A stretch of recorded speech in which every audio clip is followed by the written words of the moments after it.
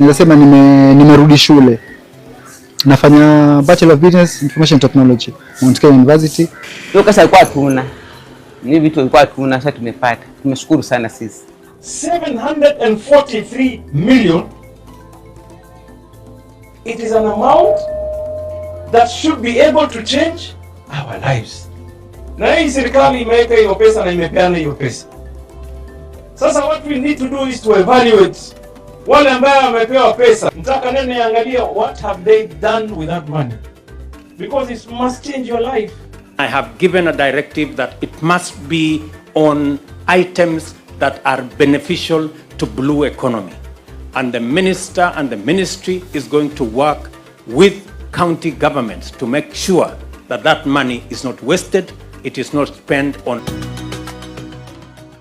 Historia ya kuanzisha huu mradi wa kuku, unajua mimi nimelelewa na babangu kwa mvuvi, na katika maisha yote hata tukiwa shule ulikuwa mpaka uone baba ametoka na nini baharini ndio ujue hiki itaenda vipi. So bahari na changamoto ambako kuna muda ufika ikawa kuna upepo kusi ile. Sasa ikifika ile wa baharini hakuna kitu. So kuna 2018 tuliona jamaa wa kufuga kuku hawa, tukafikiria tukasema hata tujaribu kulingana na muda ile. So nilikuwa kwa na mwenzangu, tulikuwa wawili. Kuna bro nyumba yake alibadilisha mabati, so ile mabati alivyoangushwa pale tukamwambia asiauze, ndio tukachukua tukajenga banda letu la kwanza. Ile side ya kule kuna ile banda ile ambayo tunasema na hold lot 3. So tulijenga ikani banda ya hold kukumia. Muda ya kwanza 2018 mpaka kama 2021 hivyo tulikuwa ni hapo kukumia 200. Tulipofika 300 maana ilikuwa tuwasave tukiongeza hapo. Tulifika 300 tukajaribu kuruma, ilikuwa ikifika time ya kusafisha banda saa nyingine tuachukua marafiki zetu wengine tuwaingiza pale. So tulivyoona kama kukumia alikuwa tufanya watu wawili, kuku 150 tukafika kuku 200, ilikuwa kuku 350. Tukaamua tukaongeza watu watatu. Katika wale ilikuwa tukitusaidia pale, maana ilikuwa tukichinja kama hivi waja. Sasa ilikuwa tusaidiana nao pale, alafu wape kitu kidogo. Tukaonelea kwa nini tusiweke hapa tuingie full ambako toka tusaidiana kazi zote. So tukaeka pale. I think ni 2021 tulisikia hiyo, ndio tukaanza kusikia hii ya Kensford kwamba watu hizo grant nini. So tulijaribu hivyo alafu ndo tuseme kama bahati nzuri tulipigwa simu tukaambiwa ile ni wetu imekubaliwa kule. Tulikuwa tumeapply kuku 4000 katika ile pale. So walivyopitisha ile tukaweza kujenga ile banda la pili. So kutoka kuku 100 hiyo mpaka sasa tuko na lot ambazo zina run ni kuku 1250.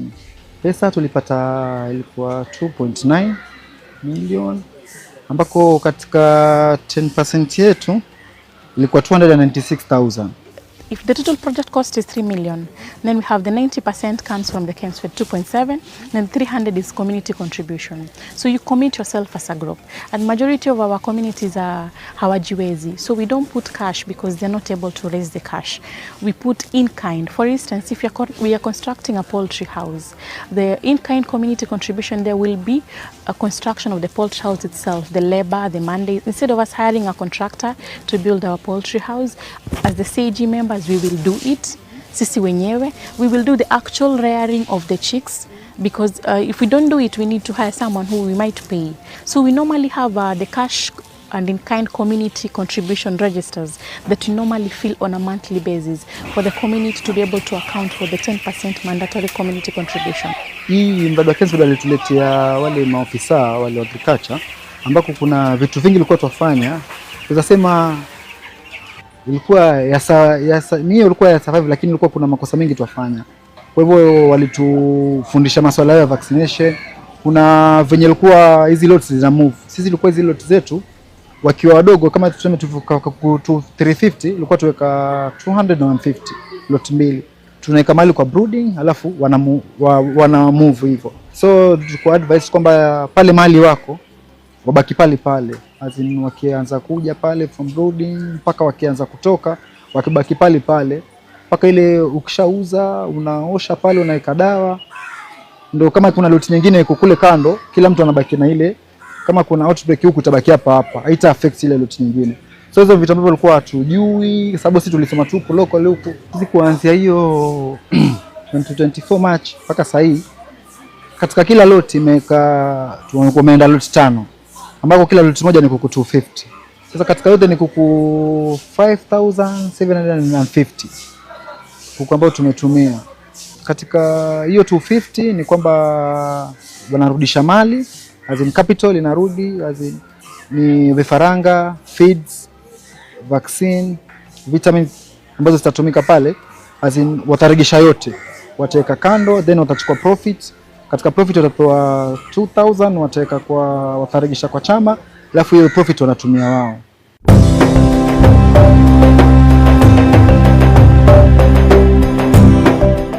Kwanza kikundi chetu Palani Support Group 2014 ndio tupata certificate ya serikali, sababu kwa tuna save tu, kwa tunahudumia watu ambao kwa vile mtaani, watu ambao watu maskini. Sasa hiyo mambo ikujua ni USAID kitambo miaka hiyo tukianza hiki kikundi. Sasa tukaambiwa tutafute kina mama, watu wote ambao wanaweza kuwasaidia kwa save pesa, wafanye biashara zao, wasikae tu kwa nyumba. Sasa tukatafuta kina mama ambao na watoto ambao watoto haendi kazini. Tukatafuta mama hao tukawapata, tukaanza kikundi na wao, tukakubaliana mtu aite kidogo kile kama tani 50 tuna save. Alafu tunampa mama kama huyo bado tunamenyana, tunampa pesa kidogo aanze biashara. Sasa tukaendelea kusave miaka mingi sana, tuna save na kila wiki tunakutana saa 2:30. Sasa ilipokuja hii sasa mradi sasa ikija mradi ya mambo ya chemistry design kuingia, kuna mradi imekuja kama kwa kujiunga na wao watatuinua kibiashara. Sisi tulienda mara moja, sasa tukuchelewa. Tuliendelea tuenda hapo kwa uwanja pale Kadongo, kwa tunafundishwa wangu hapo. Tukaendelea kufundishwa kwa muda mwingi, tunafundishwa vile tutatumia pesa, sasa vile tutafanya biashara, tafauli kibiashara. Tunafundishwa mambo hayo yote, tumefundishwa vile tutafanya biashara zetu. Tukamaliza, ikafika mwisho wa mafundisho, tukaandika proposal, tukafanya kila kitu baada itakana ifanyike tulifanya. Baada ya proposal tukapata hiyo pesa. Haya, ilikuwa ni 1.5 ndio kwa kwanza, milioni 1.5. Sasa andika sasa, tukaambiwa kuna pesa tutapewa kwa mkono. Watu wale kununua vitu kama hizi meza na kutengeneza hapa hivi. Sababu kulikuwa na percentage fulani ambayo ilikuwa mradi wenyewe tutoe percentage. Tunaenda kwa account yetu tukatoa 1000 ngapi, 30,000 kwa account yetu. Tukatengeneza vitu vingine ambao tulikuwa tumetengeneza hizi. Hii duka ilikuwa tu moja hii pekee yake hapa. Hii tumeongeza baadaye. Tukapaka rangi, tukaweka sotail ili ifanane na mashine sijaingia, mashine ndo sikaingia sasa. Habitu nimemsema kwa tuandika mashine, tukamajika mashine 4, 20 euro kwa taka 2, overlock moja na super overlock moja. Na mashine za kawaida wanafunzi kwa tutatoka 4. Nilisema nimerudi shule. So ile kiwango niliona as in monthly ile ambao wana save. Nafanya Bachelor of Business Information Technology Mount Kenya University, na mpaka sasa hii niko semester ya kwanza, nilijoin 2025 na mpaka sasa hivi fees nimeweza kulipa, manage kulipa kupitia ya kuku hapa. Na in terms of members, kuna member fulani amepata scholarship, lakini tuseme in final transport na mahitaji yake mengine huko anafanya diploma, so inamsaidia pia kulipia huko.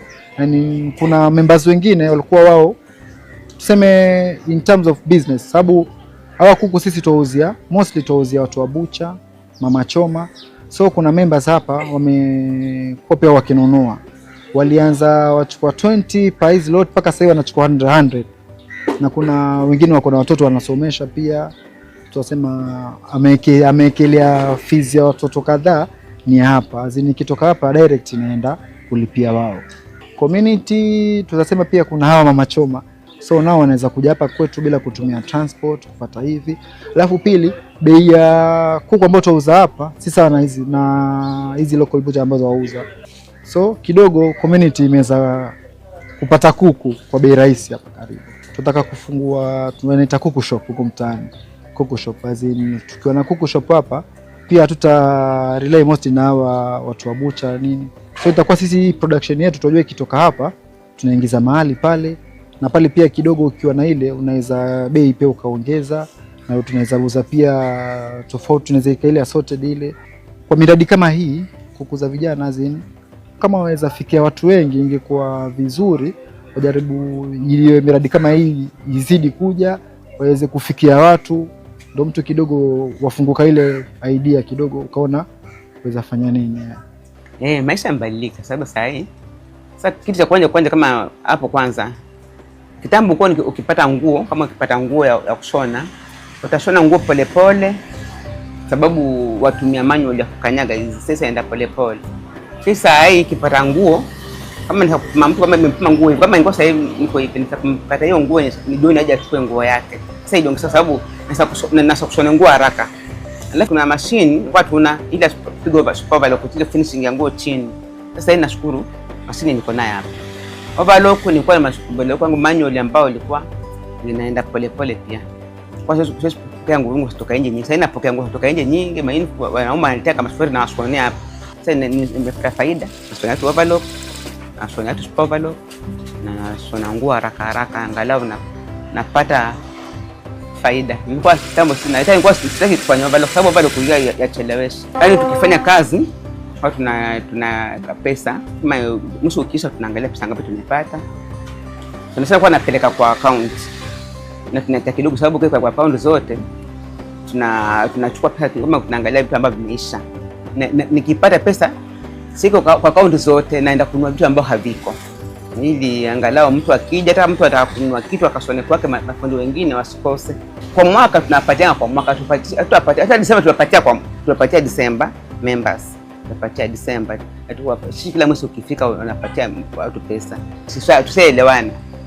Kwa mwaka tuna save, kwa mwaka tunaweka kwa account. Kwa mwaka ikifika ndio tutoe, tupatie kidogo. So tupatie yote pesa itaanguka. Ndio kasa ilikuwa tuna ni vitu vilikuwa tuna, sasa tumepata. Tumeshukuru sana sisi. Hatukujua tutapata. Na sasa watu wengi wamepata, tumepata watu wachache sana. Wengi hawakupata. Sisi tumepata. Tunashukuru. Tunashukuru sana. Sababu tumepata, sababu hatuko nani atakupatia mashine za malaki? Hakuna. Tena mambo mengi yasha kuja mtuka apply tukafanya nini na tujai kupata. Lakini sasa tumepata, tunashukuru sana. Tunashukuru sana. Hiyo mradi ulikuwa mpangilio mzuri sana. This is a sector that is supposed to give us 120 billion shillings every year. But we are not even getting 10 billion. So there is a lot of work for us to do, and we need to work together.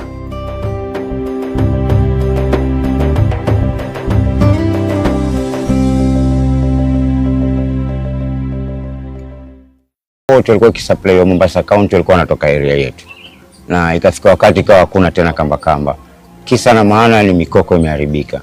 So tulikaa nikaona nina haja, kuna mwito uliniita.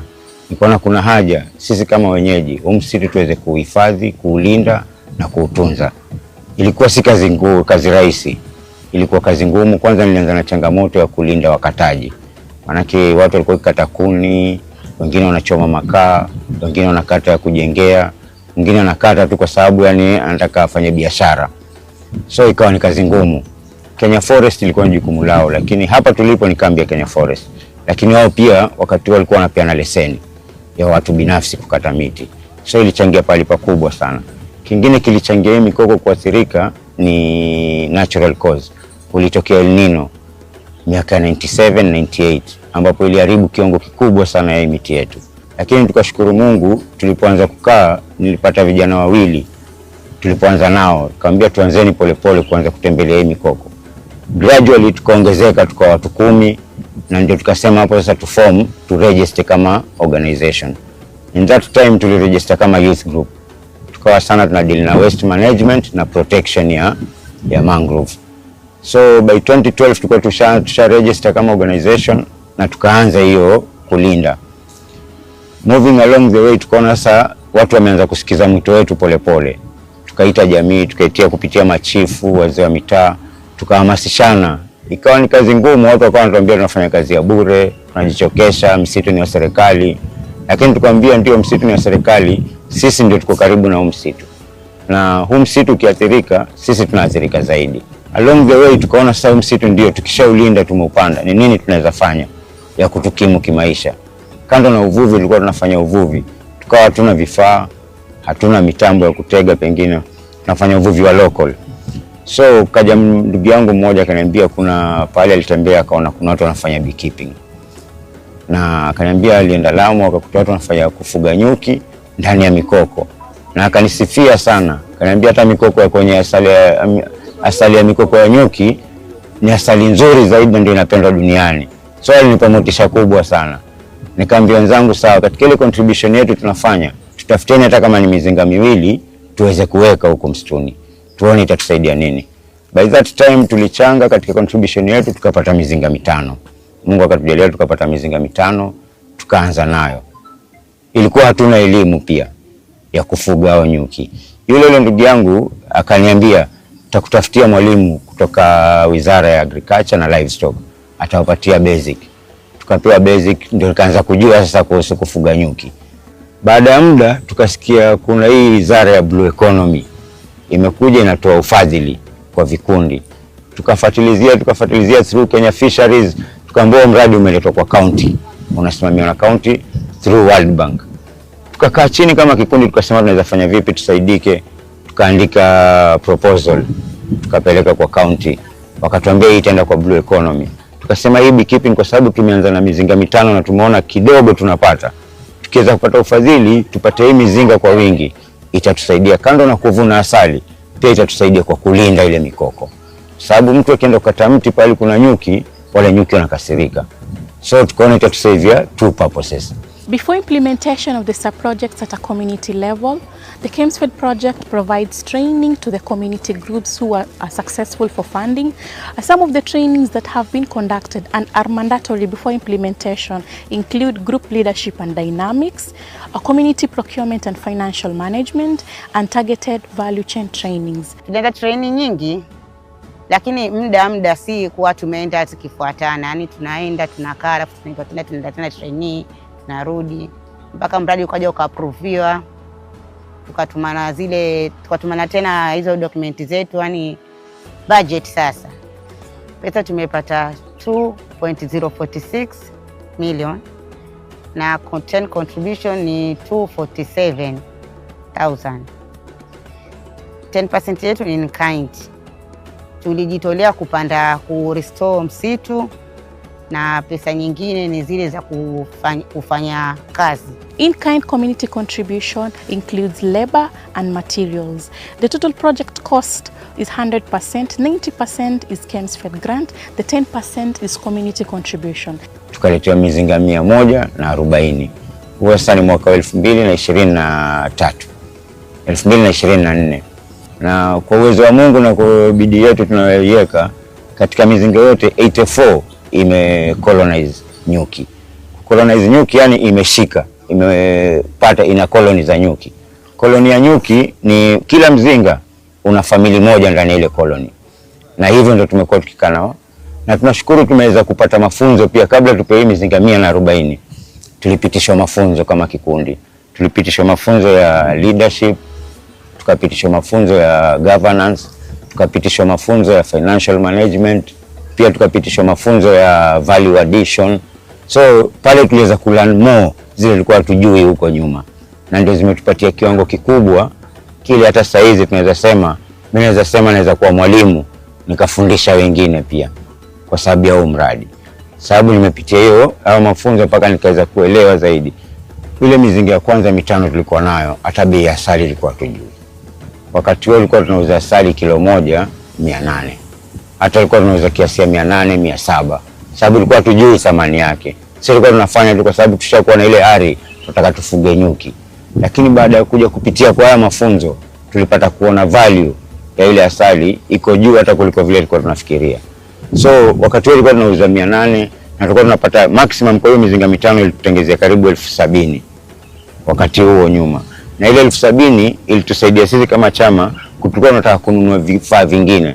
Tuliweza kununua bee-suit, hizo smoker, gumboots, na pia wanachama wakajimudu kwa kitu kidogo wakati huo. Sasa hizi tulipopata hii 140, tulikuwa tushapata elimu na tukapata mafunzo na pia tukapata nguvu ile tulikuwa tunahitaji ya kuendeleza mradi wetu. Tulipopata hii 140 tumeweka 110 sasa hii. Harvest ya kwanza tulivuna over 500 kilos. Na kilo moja tunauza 1,200. Tumefanya harvest mbili tokea tupate 140. Harvest ya kwanza tulivuna 550, ya pili tukavuna 400 kilos. Hizo ni out of 80 hives. Ndio tulipata hiyo amount. Na imetutengezea almost 1,140,000. Hiyo pesa tuligawanya katika percentage tatu. 50% ilikuwa itaenda kwa members. 30% inarudi kwa organization ya maintenance na servicing ya hiyo mizinga. 20% ni contribution. Zile tulikuwa tunasema savings zetu. Hiyo ni savings ya some other projects tukitaka kufanya. Katika hii 50% tulikuwa tunasema tutagawanya kwa members. At least kila member alikuwa tumempatia challenge tufanye biashara. Kama mimi nashukuru niliweza kupata pikipiki, hata kuna vijana wanafanya pikipiki kama 2 size kwa barabarani. Kuna wenzangu wameweza kufanya mradi wa kutengeza shampoo, sabuni na wanauza. Kuna mama mmoja anauza samaki kamba kama makaranga vile, na bado anaendelea na biashara yake. Kuna wengine pia nyumba yake ilikuwa imeanza kuanguka, alirekebisha na sasa hiyo uko vizuri, hata ameweka mpaka stima. So tunaona in the next 1 year tena ingine tukiendelea kufanya hivyo, sisi kama wanachama inawezekana pia tukakaa kwenye nyumba za gorofa na za tiles kupitia huu mradi. Maana sisi tulikuwa tunaweza kukaa nyumba za udongo sababu ndio hali zetu, lakini tukiendelea kujishika na huu mradi ukitununua kuna tuendeleze vizuri. Tuna imani kama organization tunaweza kuata na gari yetu, tunaweza toka hapa tukasema tuna supply Nairobi, tuna supply Kisumu. Hiyo ndio malengo yetu. Na upande wa blue economy tungependa kushukuru sana kwa huu mradi waliouleta. Sababu huu mradi wa Kemsfed, kando na mimi binafsi kama kikundi changu na mimi binafsi, ile benefit nimepata sikutarajia kwa upande wa serikali wanaweza kutusupport kiasi hicho. Na ningeomba kama kuna vile wanaweza kuongezea support, hizi vikundi zingine bado ziendelee kukuzwa. Hii approach wamechukua, hii group model approach, ni approach nyingine mimi nimeipenda sana. Sababu ni from the grassroots level. Sisi watu wa chini tulikuwa tunafikiria hivyo miradi mikubwa inaenda huko juu tu, lakini tulipoona imekuja kutufikia, tulipoandika hii proposal, sisi tulikuwa tunafikiri tuandike proposal ya 100,000. Lakini tukaambiwa sasa nyinyi mnafanya mambo environment. Tulikuwa tunaambiwa mambo ya 2,000,000, nikafikiri tutapewa 2,000,000 kweli sisi. Sikuwa naamini. Lakini baada ya kupitia hiyo process, tulipokuja kufikia sasa pale tunataka tufundishwe, ndio tuambiwe pesa imeingia. Hata wanachama wote kama siku ilikuwa ni sherehe kwa kila mtu. Sababu tuliona serikali kweli imetutambua na imeona kuna umuhimu wa kutufanya. Kwa hivyo ni pongezi langu ni kubwa ni kwa Wizara ya Blue Economy. Fadhili mwingine unaweza patikana. Changamoto huwa hazikosekani. Lakini tukienda hand in hand, mkono kwa mkono hivi kama vile hivi Kemsfed. Kwanza Kemsfed mimi nashukuru na kitu kimoja. Huu mradi ulikuja kwa sababu ya umenifurahisha na kitu kimoja. Si ule mradi unapewa pesa alafu unaachwa. Ni mradi unafundishwa alafu ndio upewe pesa. Na baada ya kupewa ile pesa wanakufuatilizia waone pale una changamoto wakusaidie. Pale unaona hata marketing. Sasa hivi tuko kwenye process wanatuambia watatusaidia katika marketing. Production yetu ikiwa kubwa watatusaidia hata tupeleke nje. So unaona yani ni kongole kwao sana. Sababu si kitu ya kawaida mtu wa chini kusaidika hivyo. Sisi tumeona kwetu yani ni big time sana. Na tumeshukuru sana kwa hilo. Na tunapongeza na tunaomba Mungu ajalie aniendelee hivyo hivyo. We are going to spend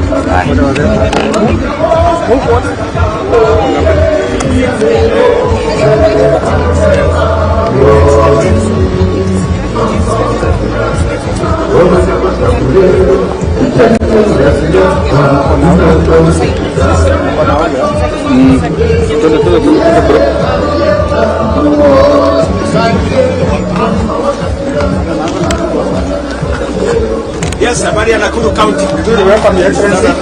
Habari Kihagi. Sana karibu your excellency. Nakuru County will boast of 60 municipalities. We effectively participated in Kenya's one. Yes. We were able to do the Naivasha market. That's for us. Very good. The Affordability Stadium, we did the two pavilions covering about 10,000. We are happy that the commission now phase 1 and 2 covering about 6,000. We've done the resource center is there. We've also done infrastructure to make our city just inclusive and resilient. You've been that's Bahati. That's Bahati. So Bahati is ready. Bahati is ready. Kidogo tu alafu Bagwan is ready. Bagwan is ready. Quite a number of others are just about to begin. Very good. Yes. We also with the government are very grateful about the marketing program. Very good. Program. Yes. Including the metropolitan market, which is just about to begin. Very good. So we are very, very happy. The one in town. Yes. Very good.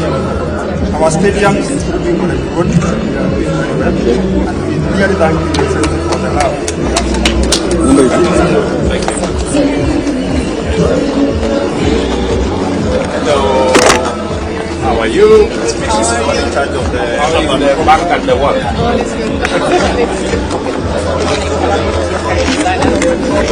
Very good. We have here a bit of a show. Yes.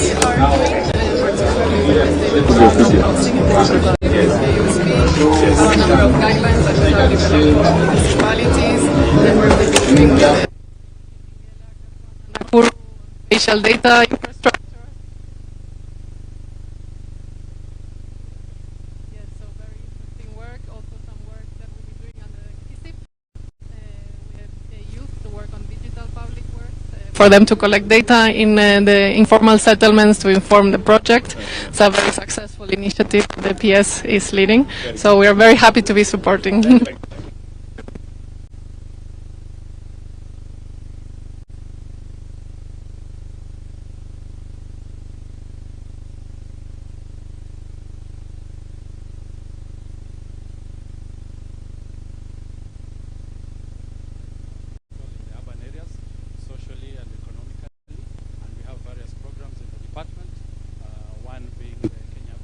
program where we are supporting our municipalities and urban areas to provide infrastructure and set up their governance structures.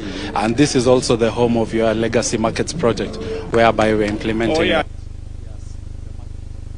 Yes. Yes, the ESPs, modern markets. Yes, sir.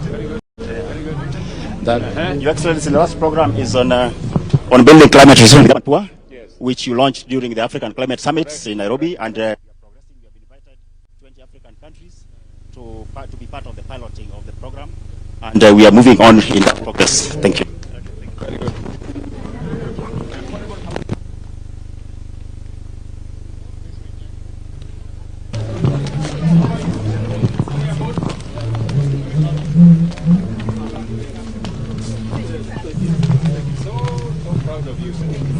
Thank you, sir. Thank you very much. Thank you very much. Thank you very much. Okay. You people are changing Kenya. Yes, Your Excellency.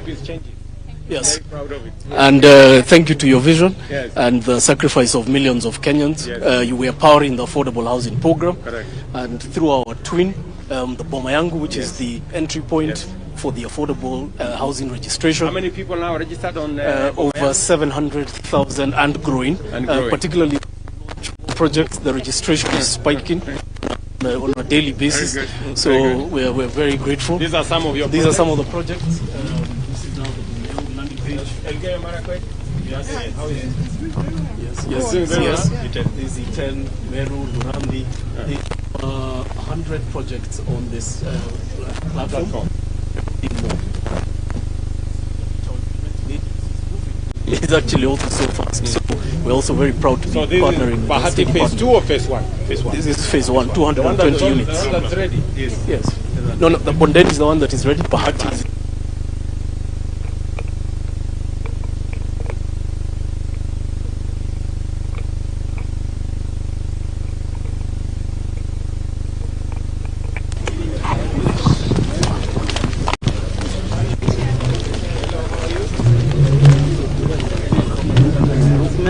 project that we do planning and survey, and we do some infrastructure.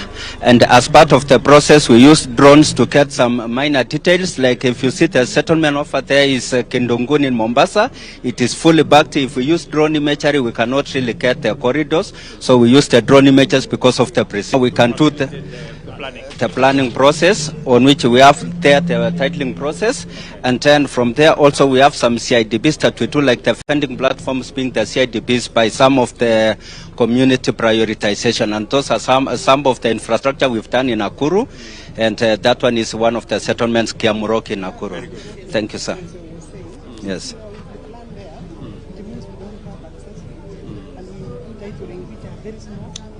And then you end up with formalizing. Thank you, sir.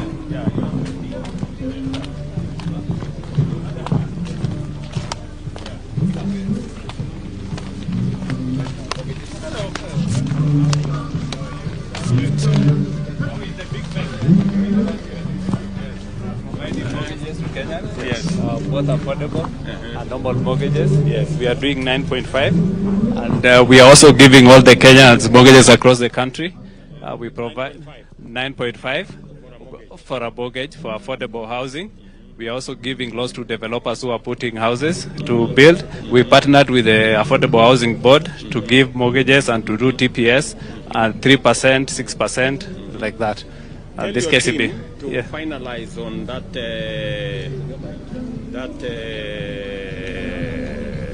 product. Yeah. On affordable health. Affordable health. Okay, we are going to do that, sir. Yeah.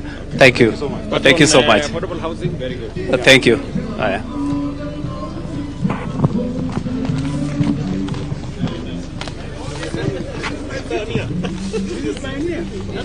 Wow. Hello, how are you?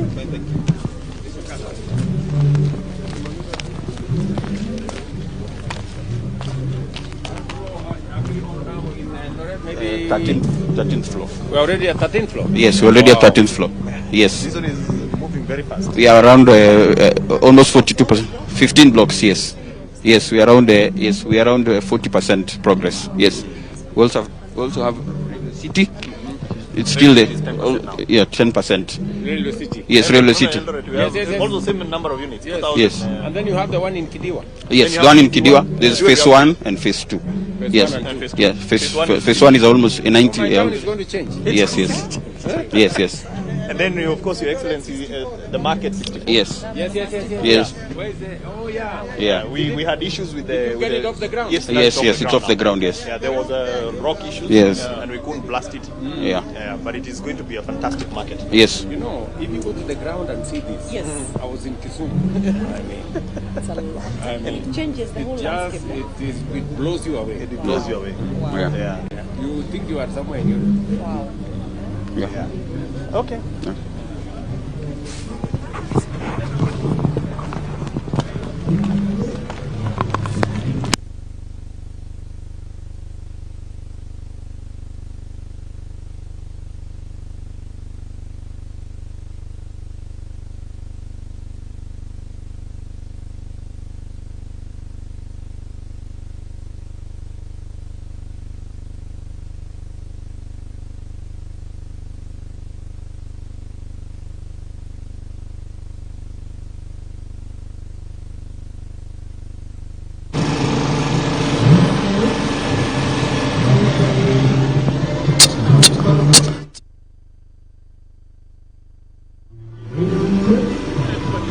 Check.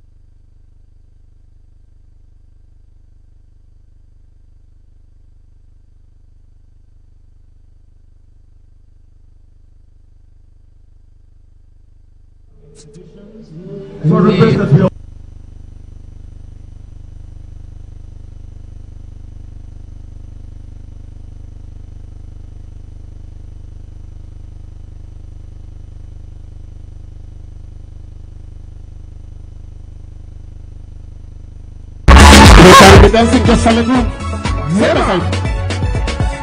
Move side by side. Tucheze kidogo. Sing along. Jambo, jambo bwana, habari gani? Nzuri sana. Tupigie rais makofi. Karibu sana mheshimiwa rais. Tukaribishwa Kenya yetu, hakuna matata. Sing along if you can. Jambo, jambo bwana, habari gani? Nzuri sana. Wageni wakaribishwa Kenya yetu, hakuna matata. Welcome, Your Excellency. With your permission, we'll start with a word of prayer. And allow me to now invite Jamal Mohammed and Ann Mugo to lead us in a word of prayer. Jamal?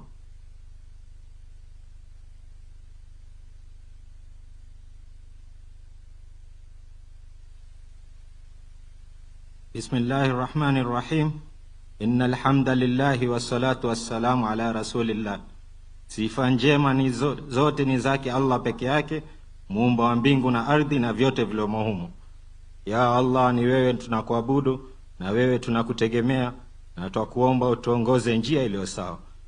Twakuomba uhifadhi nchi yetu ya Kenya, rais wetu mheshimiwa wa Jamhuri ya Kenya Daktari William Ruto, viongozi wake, mashirika yake, taasisi zake, majeshi yake na wananchi wote kwa jumla.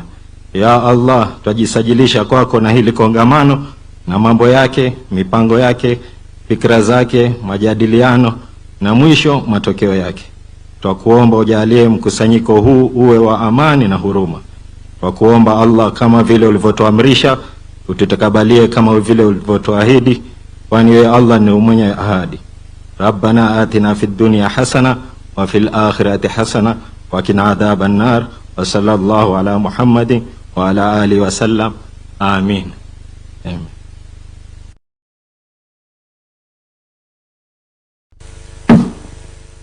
Heavenly Father, we come to you with thanksgiving in the name of Jesus.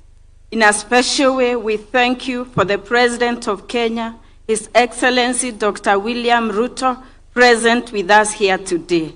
Father God, bless him in all his ways as he continues to lead this great nation. Almighty God, thank you for the members of the executive, the judiciary, the National Assembly, and the Senate.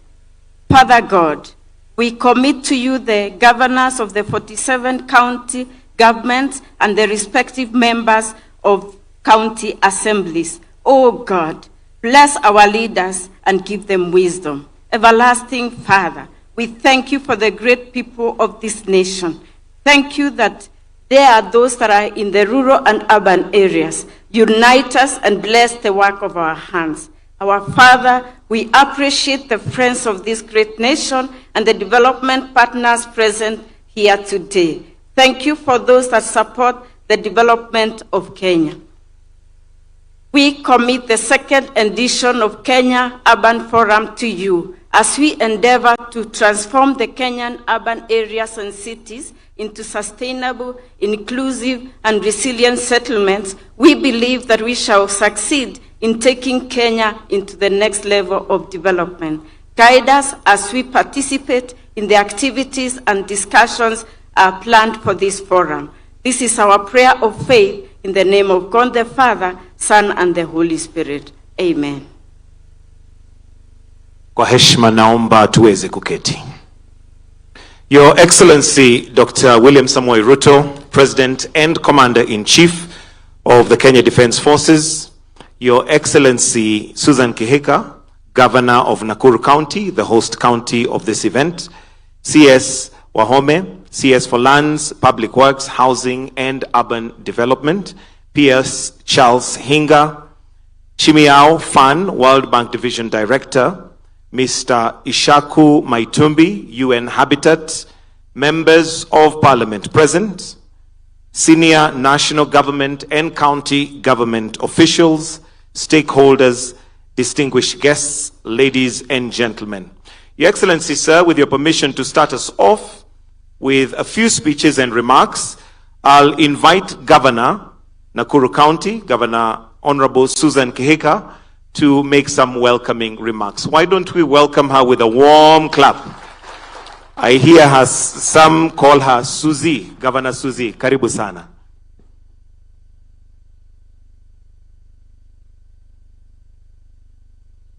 Asante, thank you very much. And let me begin by just welcoming everybody to Nakuru County.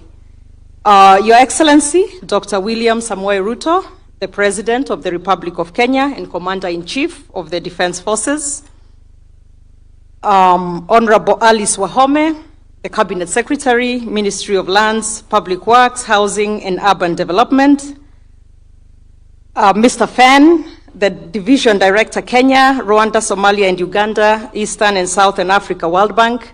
I know we also have the UN Habitat, any colleague governors present, cabinet secretaries, principal secretaries, including Principal Secretary Hinga, State Department of Housing, Development partners present, all the invited guests, Your Excellencies, distinguished ladies and gentlemen, good morning.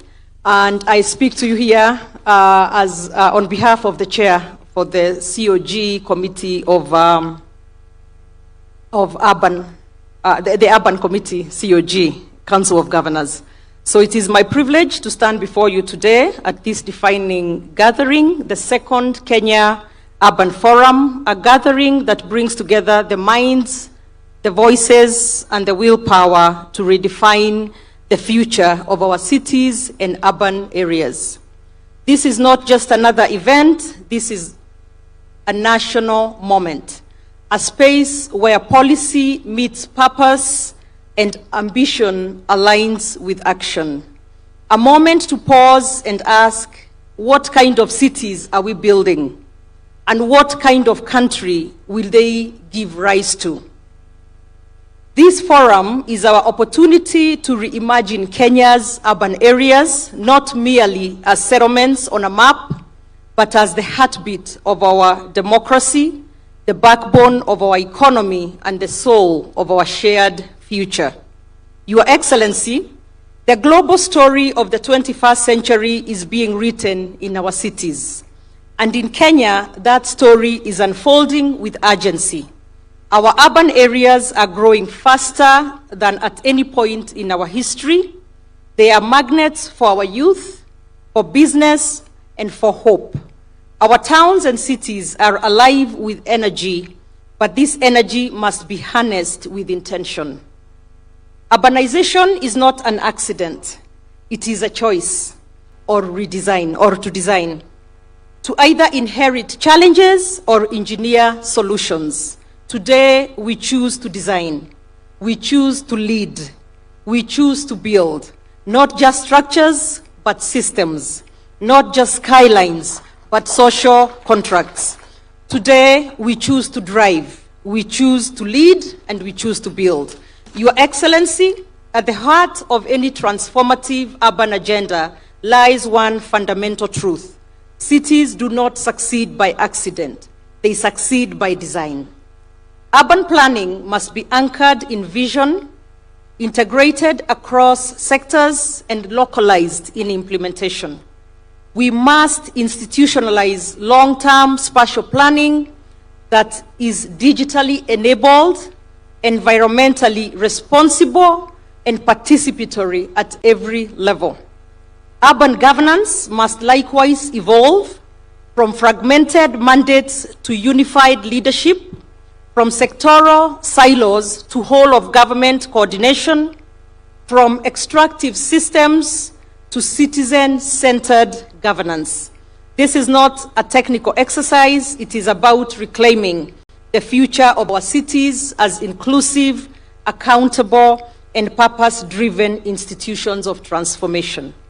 Your Excellency, infrastructure is the skeleton of the urban body, but service delivery is its soul. We must invest not only in more infrastructure, but in infrastructure that works for the majority. Roads that connect opportunity, water systems that do not fail, public transport that dignifies, markets that are accessible, vibrant, and well-serviced, housing that is affordable, safe, and integrated into the urban fabric, not isolated from it. And smart technologies that serve the people, improve efficiency, and enhance everyday life. Let us radically reimagine how services are financed, managed, and scaled. Let us embed performance, resilience, and responsiveness at the center of service ecosystems. Kenya's devolution framework offers the perfect vehicle. The urban grant system must become a result-driven, equity-focused instrument of development. A nation is only as strong as its weakest service. Let us make our cities bastions of reliability. Your Excellency, climate resilience is no longer an option. It is an existential necessity. Our cities are where floods strike first, where heat hits hardest, where droughts deepen inequality, but within crisis lies the seed of innovation. Cities must be re-engineered as climate-resilient ecosystems through green building codes, circular economies, clean mobility, and nature-based urban design. Let us position Kenya not only as a responder to climate risks, but as a continental exemplar of green urbanization, where every infrastructure project, every investment decision, and every policy reform is judged by its contribution to resilience. Your Excellency, no country in the 21st century will thrive without a competitive, productive, and inclusive urban economies. Kenya's economic future is urban, full stop. Cities are where ideas become industries, where technology meets talent, where women and youth hustle not for survival, but for success. Our cities must evolve for consumption centers to value creation hubs. They must attract capital, nurture innovation, unlock urban land for investment, and foster industries that generate jobs at scale, especially for youth and women. The informal sector, long marginalized, must now be recognized as a foundation of our national economy. Our policies must enable rather than penalize. Our financial systems must extend credit, not exclusion. Let us invest in knowledge cities, logistic hubs, digital corridors, cities that produce, cities that export, cities that lift. Your Excellency, we must also face an urban frontier displacement. Whether driven by climate, conflict, or economic distress, cities are increasingly becoming sanctuaries for the displaced. And yet, far too often, urban systems respond with neglect or hostility. We must commit to urban inclusion as a pillar of national cohesion. This means expanding access to housing, education, healthcare, and livelihoods for all residents, regardless of status. It means upgrading informal settlements with a sense of permanence and dignity. It means turning cities into platforms of integration, not zones of further exclusion. A city that welcomes the vulnerable is a city that strengthens the nation. Your Excellency, in conclusion, the cities we build today will determine the country that we inherit tomorrow. Urbanization is not a sector, it is the stage on which every national ambition will either rise or fall. We must treat urban development as a sovereign priority, on par with security, education, and health. We must build coalitions that bridge the public, private, civic, and community sectors. And above all, Your Excellency, we must lead with courage, as you often do. The courage to plan beyond political cycles, to act beyond institutional mandates, and to dream beyond the limits of the present. Kenya's urban future is not ahead of us, it is upon us. The time to unlock it is now. Let this forum not end in declarations, let it begin the decade of delivery. Thank you. God bless our cities and God bless Kenya. Thank you.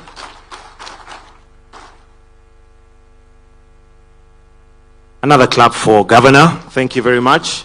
Kenya's urban future is not ahead, it is here with us. Thank you very much. Your Excellency, sir. Next, we will have some remarks from Anna Claudia Roseback, who is a director, UN Habitat, via video. If we can have her remarks, please.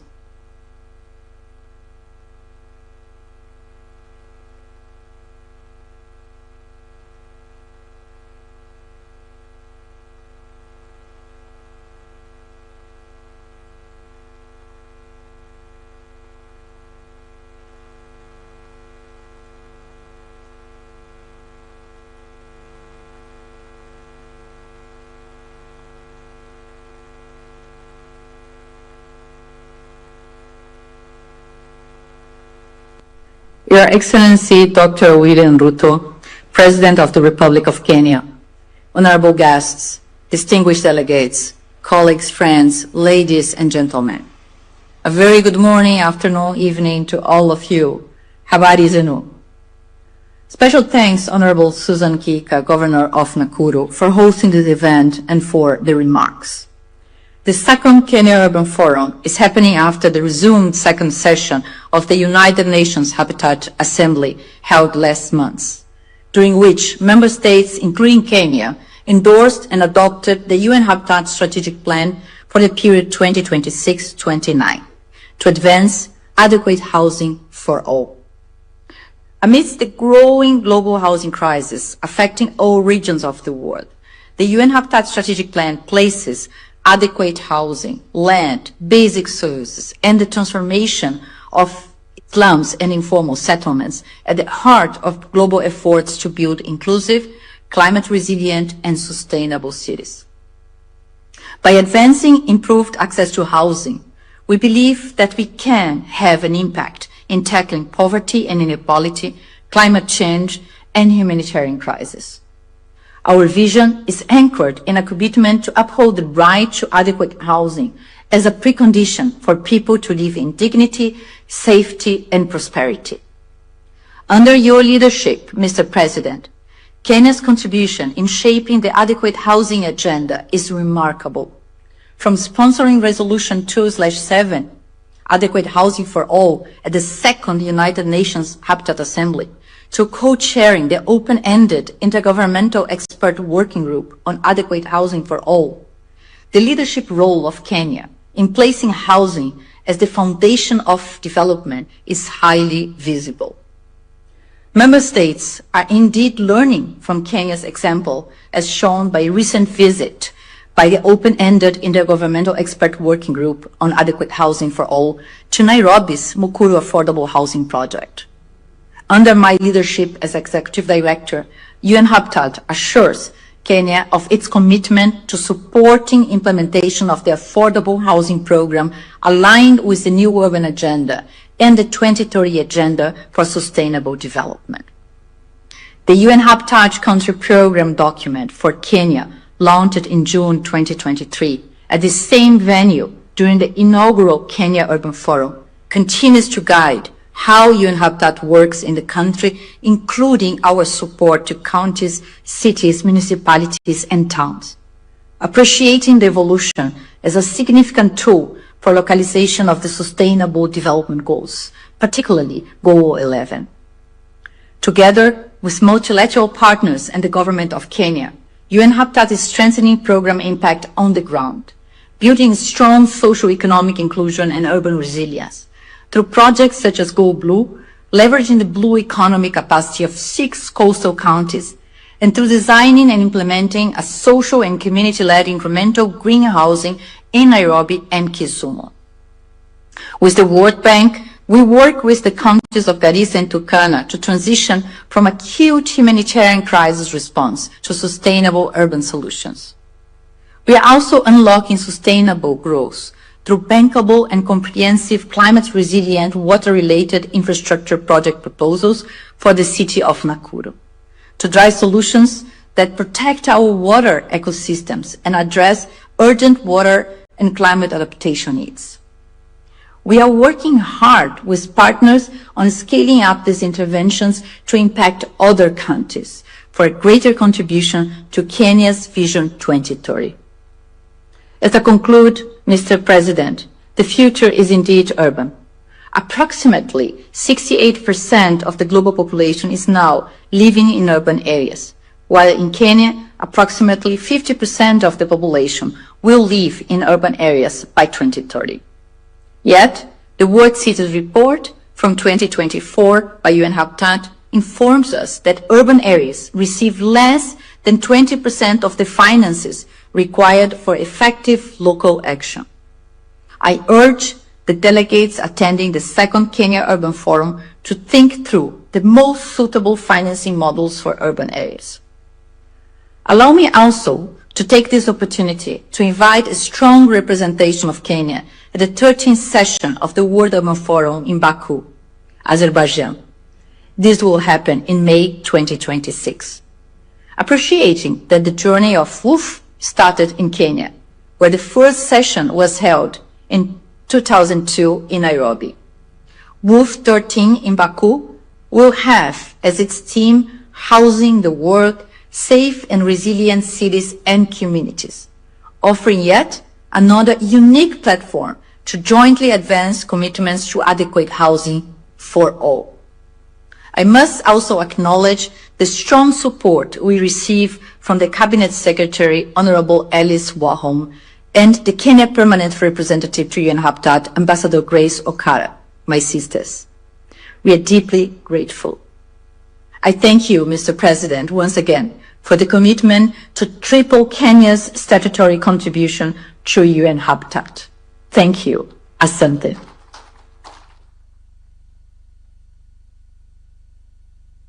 Wonderful. And in case you had missed the theme is actually "The Future is Urban, Driving Kenya's Urban Transformation." Your Excellency, sir, present in the room, we also have World Bank. And allow me at this point to invite Chimiao Fan, who's a World Bank Division Director, to make a few remarks. Why don't we welcome him with a clap? Welcome, sir.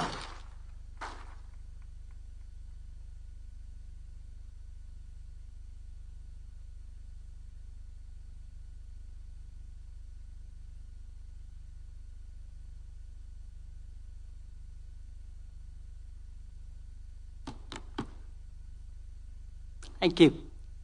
Your Excellency, President Ruto, Honorable Cabinet Secretaries, Governors, Principal Secretaries, other senior government representatives, distinguished guests, ladies and gentlemen, Jumbo. It is an honor, indeed a privilege, to participate in the second Kenya Urban Forum and to represent the World Bank Group at this important event. This forum brings together key stakeholders to discuss crucial issues related to the rapid urbanization and how we can collectively advance the urban development agenda in Kenya. As you all know well, more than half of the world's population currently lives in cities. And this figure is expected to rise to nearly 70% by 2050. In Kenya, our urban population is growing at an estimated rate of 4.3% annually, one of the fastest globally. And Kenya's urban population is projected to reach 50% very soon, by 2050 at the latest. This very rapid urbanization clearly presents significant challenges in terms of access to jobs, housing, infrastructure, and urban service delivery. It has, in many cases, led to congestions, air pollution, environmental degradation, infrastructure bottlenecks, large informal settlements, and slums. Your Excellency, ladies and gentlemen, these challenges notwithstanding, if managed well, we at the World Bank Group also see this rapid urbanization as an important opportunity for development. Well-managed urbanization leads to the agglomeration of industries and population in cities, driving economic growth through specialized services, technological spillovers, and diversification. When properly managed, sustainable urbanization can be a powerful engine of national economic growth, creating jobs and enhancing living standards. As such, the World Bank Group is very committed to investing in resilient, low-carbon infrastructure and services, safe, adequate, and affordable housing, and an area I know Your Excellency and Mr. President is really dear to your heart, and vibrant local economies and strong and responsive local governments in urban centers. We are very pleased that our mission aligns with Kenya's goal of managing urban growth sustainably to mitigate and reduce inequalities and some of the challenges I talked about earlier. And our shared vision has resulted in a very strong partnership, and Your Excellency, we're very proud to have that partnership with Kenya for the urban transformation, which spans technical assistance, policy dialogue, and financing through initiatives such as the Kenya Urban Support Program and the Kenya Informal Settlements Improvement Program. These, of course, are your programs, Mr. President. And we are already seeing that these programs are having positive transformational effects, transforming lives and livelihoods of Kenyans across the country. While this transformation is undoubtedly a step in the right direction, it requires much more than just the financing. Achieving sustainable urban transformation demands a comprehensive and inclusive approach, and includes data-driven urban planning, an issue, Your Excellency, we discussed earlier, effective governance, strategic policy making and coordination, significant financing and fiscal transfer mechanisms, but also bold investments in clean, inclusive, and climate-smart cities, and most importantly, effective implementation and execution. Your Excellency, ladies and gentlemen, at the World Bank Group, we are walking the talk through partnerships with the national, county governments, municipalities, development partners, and the private sector. As you have seen during the exhibition, Your Excellency, under the second Kenya Urban Support Program, we are supporting 79 municipalities across 45 counties to deliver better services for citizens. We do this by strengthening their capacity to plan, urban planning, another issue you have emphasized that's critical, to develop and manage essential infrastructure. These include the municipalities of Kakuma and Dadaab, where the program will improve access to basic services for both the refugees and host communities, leading to improved livelihoods, social cohesion, and prosperity in these regions. In addition, we are empowering municipalities to enhance urban planning and service delivery by integrating geospatial data, digital tools, and data systems to enable cities to make informed decisions and prioritize their investments. In addition to our financing, we are also providing knowledge support and capacity development. A great example in Kenya is actually the Nature-Based Solutions Compendium report that we're launching today in partnership with the Department for Housing and Urban Development and the Global Center for Adaptation and the Global Center for Urban Climate Resilience. Apologies, the Global Center for Adaptation and for Adaptation. This, together with the masterclass program on urban climate resilience at the Kenya School of Government will help to enhance the capacity of municipalities to design, to plan, and implement climate resilience investments. The success of urban transformation depends on making the right investments now. Investments that strengthen essential infrastructure, unblock new jobs, and build cities that are more sustainable and resilient.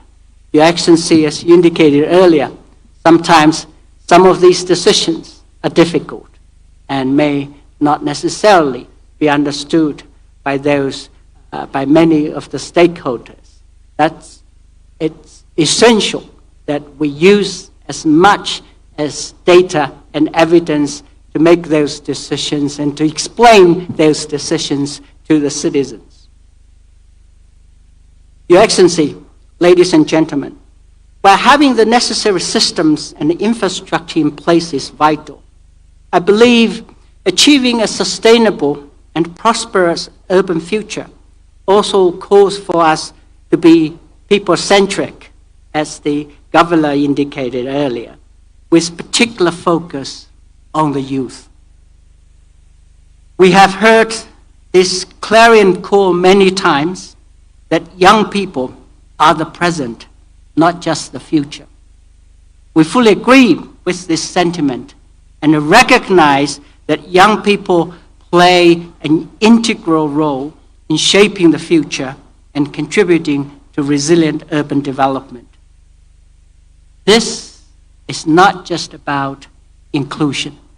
It is also about harnessing the untapped talent for Kenya's economic transformation. And in the Kenya Informal Settlements Improvement Project, we have moved to harness the potential of the youth by training and equipping young people, including women and persons with disabilities, to collect and analyze urban data using digital tools to support informal settlement upgrade. So they are, in fact, providing that very evidence that's needed for decision making. Their enthusiasm, commitment, and ingenuity are already contributing to more inclusive and resilient neighborhoods and cities. And we hope to see more of this in the future. The Kenya Jobs and Economic Transformation Project, Your Excellency, which you also know well, we support, is also aligned with this people-centric approach. The project aims to place quality jobs at the heart of development by increasing private sector investments, improving access to markets, and promoting sustainable finance. This $150 million project is expected to benefit at least 45,000 Kenyans, including 6,800 women, by creating new or improved job opportunities. Your Excellency, ladies and gentlemen, Sub-Saharan Africa's towns and cities are growing faster than any other region. Every new street, house, and water pipe is a chance to embed resilience, low carbon efficiency years to come. Climate action in Sub-Saharan Africa, particularly in Kenya, is not a luxury or a slogan. It is simply basic infrastructure and services delivery done right. Additionally, urbanization is not just about creating green and resilient cities. At the core, Your Excellency, it is about lifting millions of people out of poverty, ensuring that they live in dignity. It is about securing economic success for future generations in the long run. I'm therefore very, very happy to see a diverse range of stakeholders, many of whom are present here today, coming together to deliberate on a roadmap for actions that can harness Kenyan cities as engines of green resilient, and inclusive growth. Your Excellency, ladies and gentlemen, future is indeed urban. Let us build it together. Asante sana.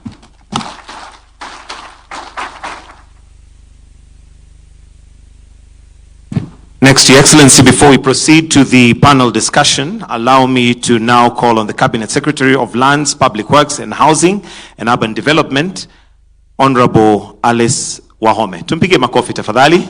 Karibu sana.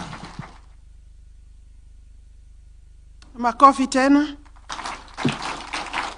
Thank you very much. Yes, let's not be dull.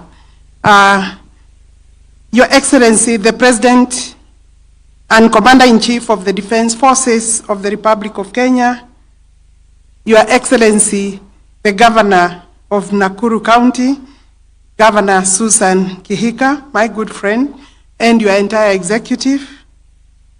We have other principal secretaries in this gathering. With us, we have the World Bank, Country Director, World Bank officials present with him. We have representatives.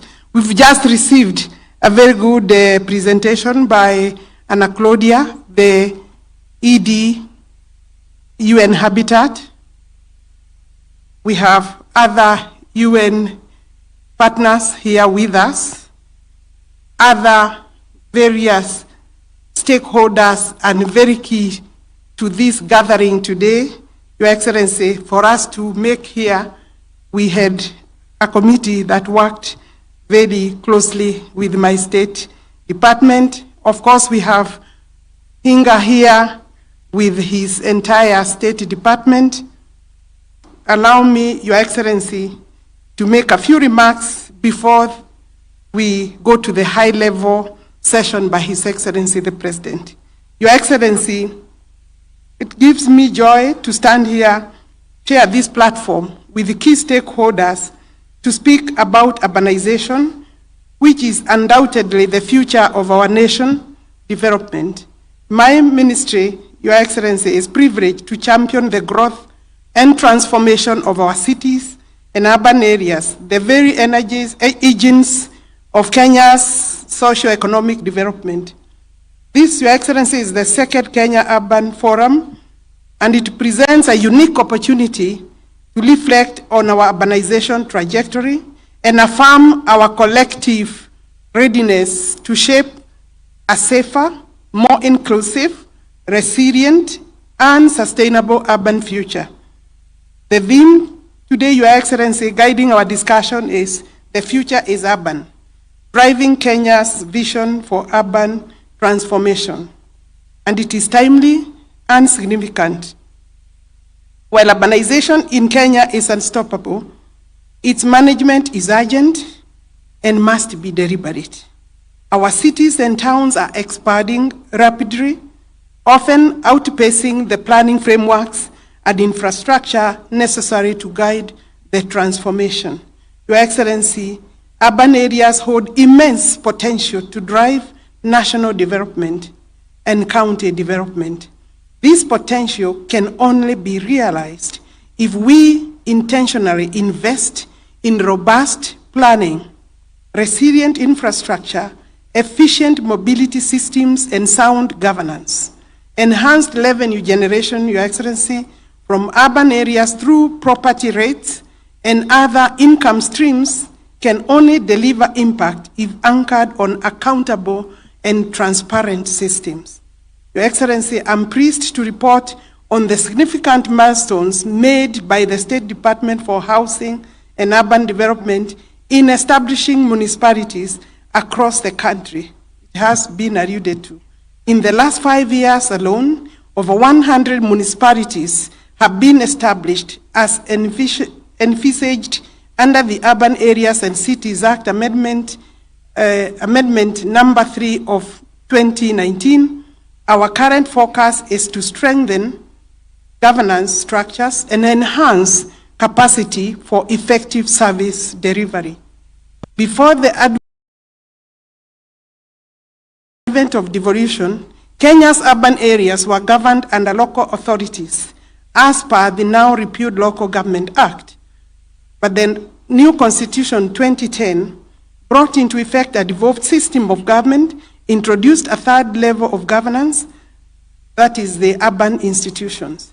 The Urban Areas and Cities Act provides the framework for classifying, governing, and managing cities and urban areas, outlining institutional responsibilities while embedding citizen participation and accountability. Excellency Governors, some of you are here. Governor of Nakuru is representing also the COG. You are here today, and you can attest to the role played by urban boards in enhancing service delivery. This progress has been supported significantly by the World Bank through Kenya Urban Support Program, which is now in its second phase. We remain grateful for this strategic partnership. Kenya has approximately 1,200 urban centers, and with 120 municipalities officially chartered. According to the 2019 census, 310 urban areas meet the threshold of a minimum of 2,000 residents and qualify for classification as towns, municipalities, or cities. I urge county governments to accelerate classification of these centers to allow more structured planning and development. Our urban centers continue to expand, often into agricultural and environmentally sensitive areas. It is imperative that we delineate urban boundaries to promote a densification and protect land for food security production, for food production, to allow food security to a farm. And environmentally, we have to look at environmental sustainability, and therefore, when we expand into agricultural areas, we take the risk of reducing land that is clearly needed. And this will also ensure accurate census reporting for future planning, especially as we project that half of Kenya's population is likely to be in urban areas by 2050. That is how the data is looking at. As urban growth, and that means over maybe 30 million Kenyans will be in the urban areas. As urban growth intensifies, so does the demand for housing. The Affordable Housing Program, a flagship under the bottom-up economic transformation agenda, sits at the heart of our efforts to provide decent housing while unlocking jobs, stimulating local economies, and transforming urban settlements. Your Excellency, we have seen renewed momentum in dignifying the lives of urban residents through housing and supporting infrastructure. The handovers in Mukuru, Kwaruben, and Homa Bay mark just the beginning. Many more developments across the country, in every county, are under construction, and many of them are nearing completion. They will be handed over in the coming months. These efforts are transforming our cities into inclusive, economically vibrant, and environmentally sustainable spaces. One of the pressing issues underpinning urban transformation is availability of land. Many cities lack adequate public land for essential infrastructure and housing. As a ministry, we continue to explore mechanisms to unlock land for public and private development, particularly for low-income housing. We are also implementing land management reforms through Sasa to improve transparency and accountability. That means security of tenure. Additionally, we are reviewing and updating the National Building Code to align with global principles of energy efficiency, safety, and climate resilience.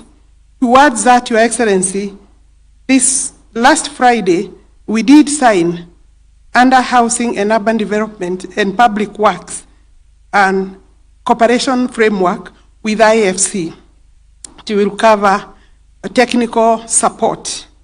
Our National Spatial Plan also provides a long-term vision for spatial organization and integrated development, while the national land use policy guides optimal and sustainable land utilization at all levels. Your Excellency, as we engage in meaningful dialogue today and tomorrow during this forum, I call upon all participants, county governments, development partners, private sector, academia, civil society, to renew the commitment to the urban agenda. Let us remember that cities are not just places where people live. They are where nations grow, innovate, and thrive.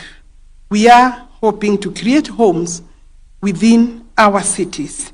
In closing, allow me to sincerely thank you, Your Excellency, for the unwavering leadership and personal commitment to Kenya's urban transformation agenda.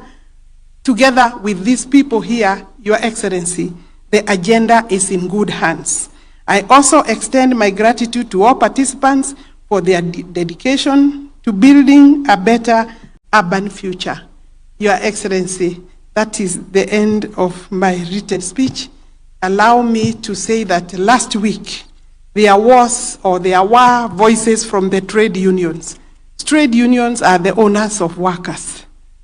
And I think there was, in my view, an unfortunate understanding of the housing program and why we are building houses. Your Excellency, once we build houses, you have seen the joy in the people who are the beneficiaries. It is accessing them a lifestyle. Your Excellency, it is not possible for a government like this one, for a State Department under your leadership. It doesn't make sense for us to build houses, blocks of buildings, without the necessary accompanying infrastructure by way of civil works. Where need be, we are digging boreholes within the project area. We are doing cable works to clear the space. Hello, Allah? Allah? It doesn't make sense to do a house and walk away. Then you better leave the people where they were before you did the houses. And you know, we are moving people from informal settlement. Your Excellency, the next session is yours. It's a high-level session, Your Excellency. You will be moderated by my principal secretary because there are other partners in that session, Your Excellency. So allow me now to ask His Excellency to come forward, and please bring him with a warm, hearty clap. Your Excellency. We have changed a little so that you are the one to receive the high-level hinga. You will be the one calling the other guests to join His Excellency. And she is the owner number one. And she is the owner number one of Nakuru Social Housing. Jerusha, go greet the president and sit next to him. Followed by Peter Mwangi. Your Excellency, Peter Mwangi is a welder.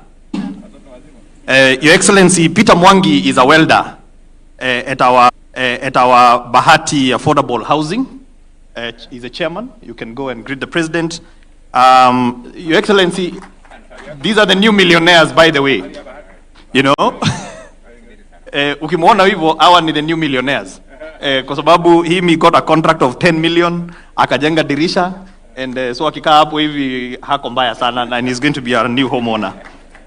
The next person, Your Excellency, is Lilian Nafula Wanaswa. She's a community health promoter.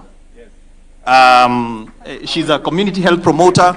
She's dedicating her life to serve many Kenyans, providing healthcare, and she's also a new homeowner. Then, Your Excellency, I have Stephen Opio Odhiambo. Stephen Opio Odhiambo, Your Excellency, was a resident of Marigoine. Steve, Your Excellency, is also a welder and is also a homeowner at Marigoine. Your Excellency, the next person I'm going to call is Pastor Steve Baraza.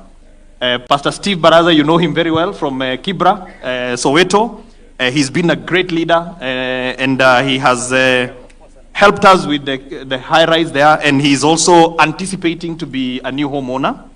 Your Excellency, then I have Maureen Andisa. Maureen Andisa, Your Excellency, takes care of her parents, and she's also a resident of Kibera, Soweto East, and is also anticipating to be a homeowner. I have Peter Mwema, Your Excellency. I don't know where he is. Okay. All right. So let me then call a friend of yours, Your Excellency. And I know we are having a deep conversation about police. And at the heart is you're doing police housing. And she will tell us why police housing is important, Your Excellency. So allow me to invite Chief Inspector Judy Nyadera.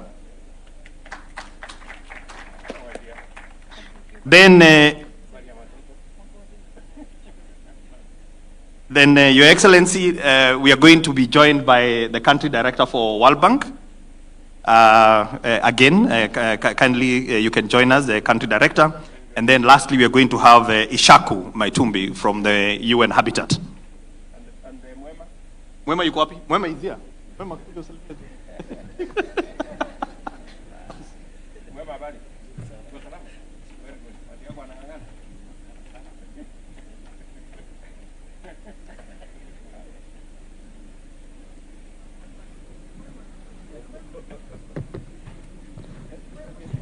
all right, and then a mic for the President. Thank you. Thank you so much, Your Excellency. Your Excellency, I know it's fine. Just put the seat here. Mwema, you can come sit here. Yeah. Okay. Karibu, Chairman Mwema. So, Your Excellency, in this country, we are implementing a wonderful program. About 2 or 3 weeks ago, I saw you being very emotional when you handed over the keys in Nakuru. It's probably one of the, to quote your words, you said, in your adult life and in your political life, it was the most consequential day of your life. I want you to kick us off by really just rehashing why that moment, Your Excellency, was the most consequential moment of your political and adult life. Thank you very much, Charles. Good morning, everybody. Oh, sorry. Okay, good afternoon, everybody. And welcome to this session. And my friends here, karibuni sana. As I said at that moment, and I mean it, that this is a journey that we have been engaged in as a nation. This journey we started at independence when we passed the first law on housing. It is at that moment that other countries passed the law on housing. Many countries have made huge progress. Singapore, Malaysia, other countries have made huge progress. We didn't make as much progress as a country. We have, successive governments have tried to implement this housing program. We went through different phases. We called it at some point slum upgrading, you know, to try and deal with this challenge. We tried, and we were not very successful as a country. I remember when, as Deputy President, we tried as the Jubilee administration, part of our Big Four program was housing. And you remember, Charles, that my predecessor, President Uhuru Kenyatta, told me, I have a very good professional in South Africa. And you remember we came for you from South Africa. Correct. You had a good job. But we told you, you have a country called Kenya, which is your home. And you were kind enough to leave the job you had, much more paying than what we were paying you, but for country, you came and joined us. And we tried then to get this program underway, but again, we weren't very successful. When I got the opportunity and the chance and the privilege to be president, I said, this is one thing amongst the many things I want to do. And because it is the right thing to do, we have said here I've heard the country director talk of World Bank. And all the statistics point to a future that is urban. And we have no choice about that future being urban. But we have a choice on what type of urban future we are going to have. Are people going to live in informal settlements? Are they going to live in slums? Or they are going to live in planned, dignified shelter that has dignity? And so, because Kenya is urbanizing, we've just been told by the country director of the World Bank, among the highest in the world, 4.3%. 50% over our population will be living in urban centers by 2050. Maybe 30, maybe 35 million Kenyans, maybe 40 million Kenyans will be living in urban centers by 2050. And many people ask me, who told you that Kenyans need houses? Why are you pushing this agenda of housing? You know, maybe you are pushing it for other reasons. But I have a simple answer. The answers, the statistics answer them. Kenya is urbanizing, the highest rate, some of the highest rates in the world. We will have 30, 40 million people living in urban centers. If we don't plan about it, we will be living in squalor, as many of our citizens are doing. Secondly, you have citizens that are living in subhuman conditions today. Go to any informal settlement.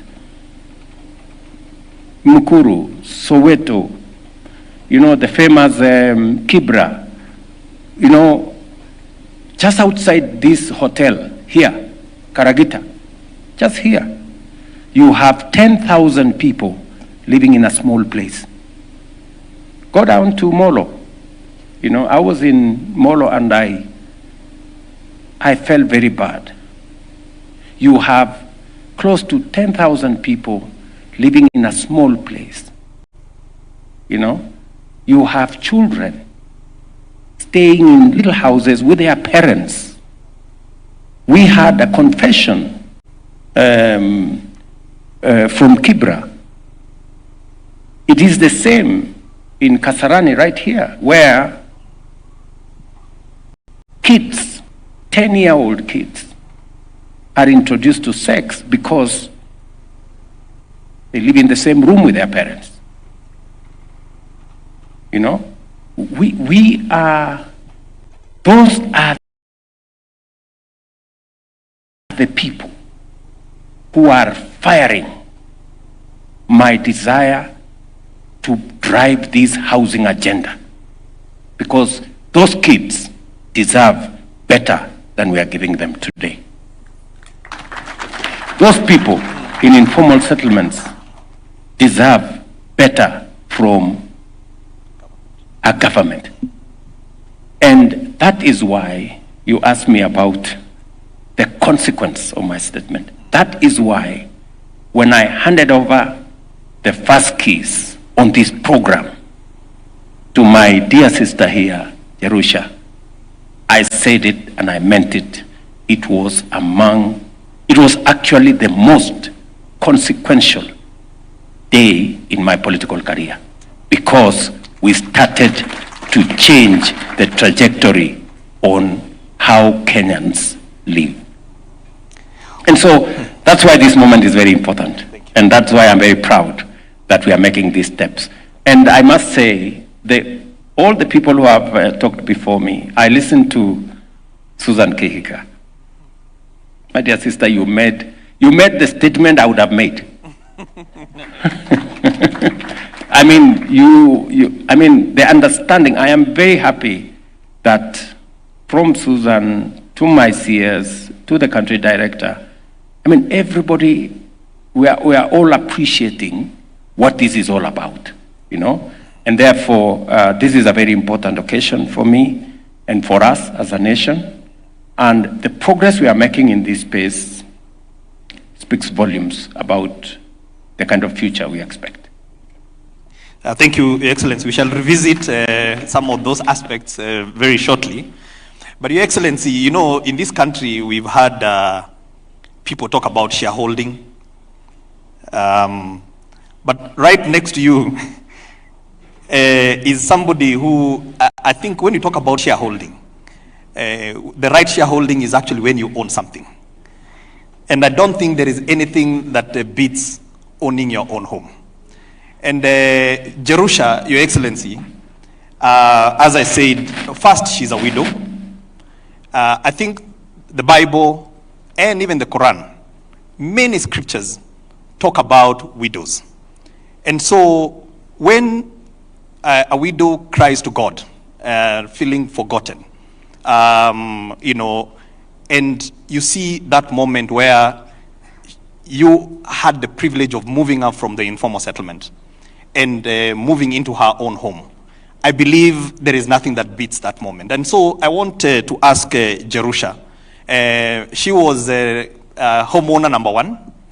And a lot of Kenyans said at that time that those houses, the people who are occupying are not from Nakuru. So, and Your Excellency, I don't know whether you saw some stuff on the social media. They say that Jerusha is another lady from Kisii.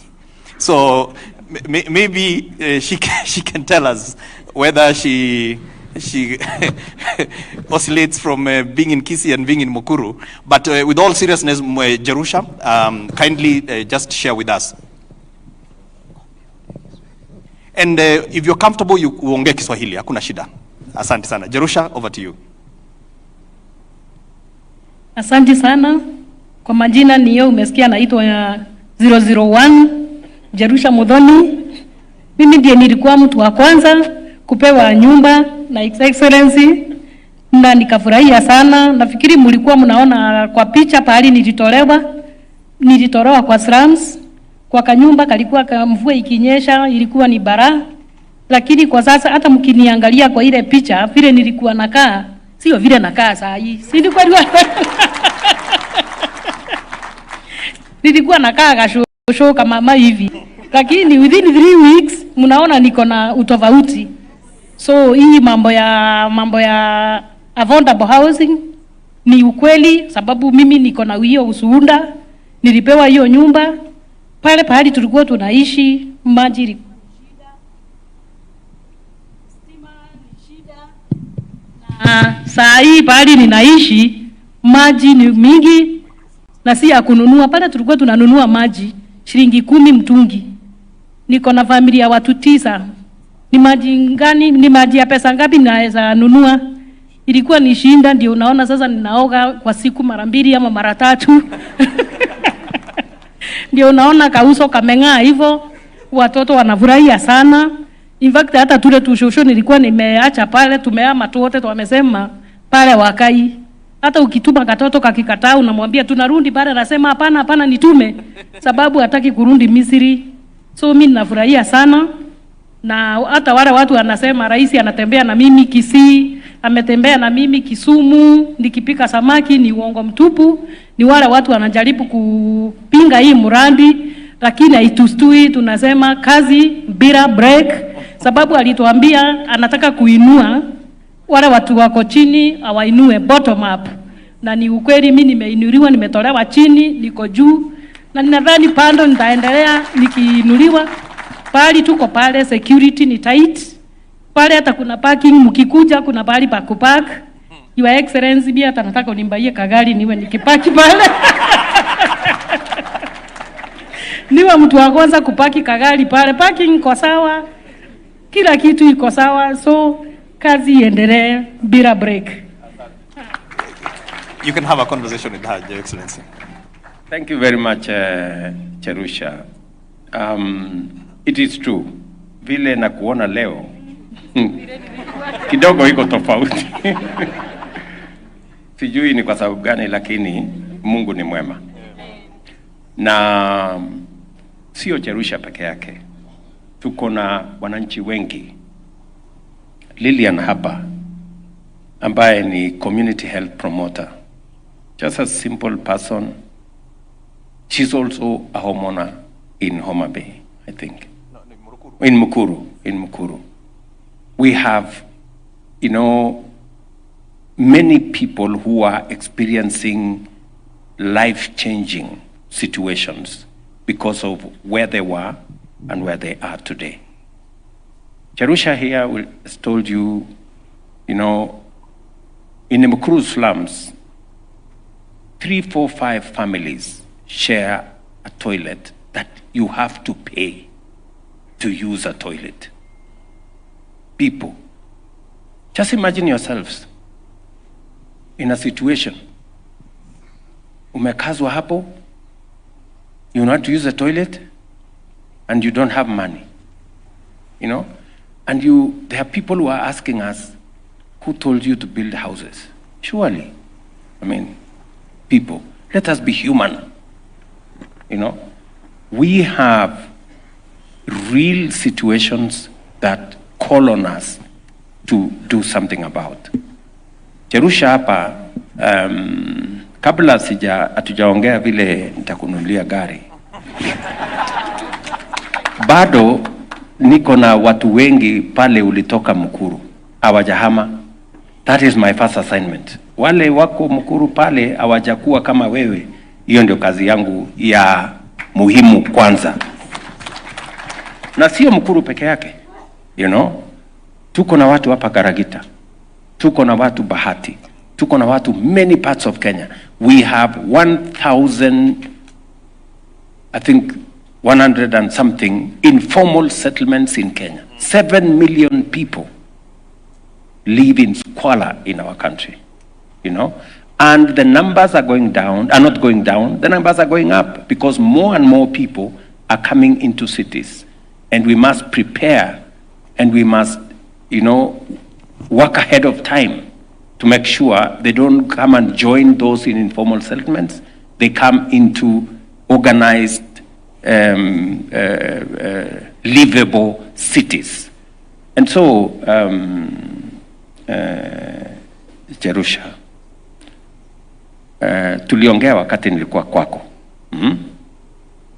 Wewe umepata kujua tofauti kati ya mahali ulikuwa naishi na mahali unaishi sasa. Yes. Ndio? Mimi naamini ya kwamba ungependa wale wanaishi vile ulikuwa unaishi zamani, vile vile wapate nafasi ya kupata nyumba vile wewe ulipata. Ni kweli ama si kweli? Ni kweli. Hata wamenisumbua saa hii, hata wale walikuwa napinga mradi wakinitusi wanashindanga kwangu. Hata naoshanga nyumba jioni. Juu kila dakika ni ukweli wanakuja kuhakikisha. Nafikiri hata ukiangalia kwa TikTok wengi wanakuja kupiga picha na mimi. Juu wengi walikuwa nasema nilinyang'anywa, president alikuwa anatudanganya, mama Jerusha amenyang'anywa vitu. So watu wanakuja kila siku, sasa wamekubali. Sasa wananisumbua, tutajaza namna gani, tutapata nyumba namna gani. So ni ukweli, ninaomba pia na wao wakuje juu wamenisumbua sana. Okay, so and it is important for me to say this, to contextualize what Jerusha is saying. We have a pipeline of 700,000 housing units. We have the first 2,300 have been given out. Another 11,000 are in the stage of completion. We will be handing out keys. When I come to Nakuru, for example, in the next month or two, the houses in Molo are ready. The houses in Bahati are ready.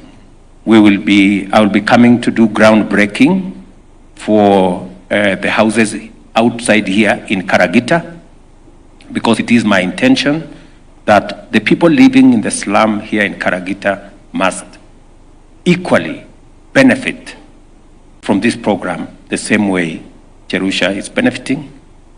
As I go to Molo in Nakuru here, I will also be launching the construction of 2,700 housing units in Kasarani. And for your information, I have been to Kasarani in Molo. It is, let me just say, it's not a good place, because you have people living in very difficult conditions. And I must thank the leadership of Nakuru, the governor here, the member of parliament. You know, they are also transformational leaders. They have provided leadership.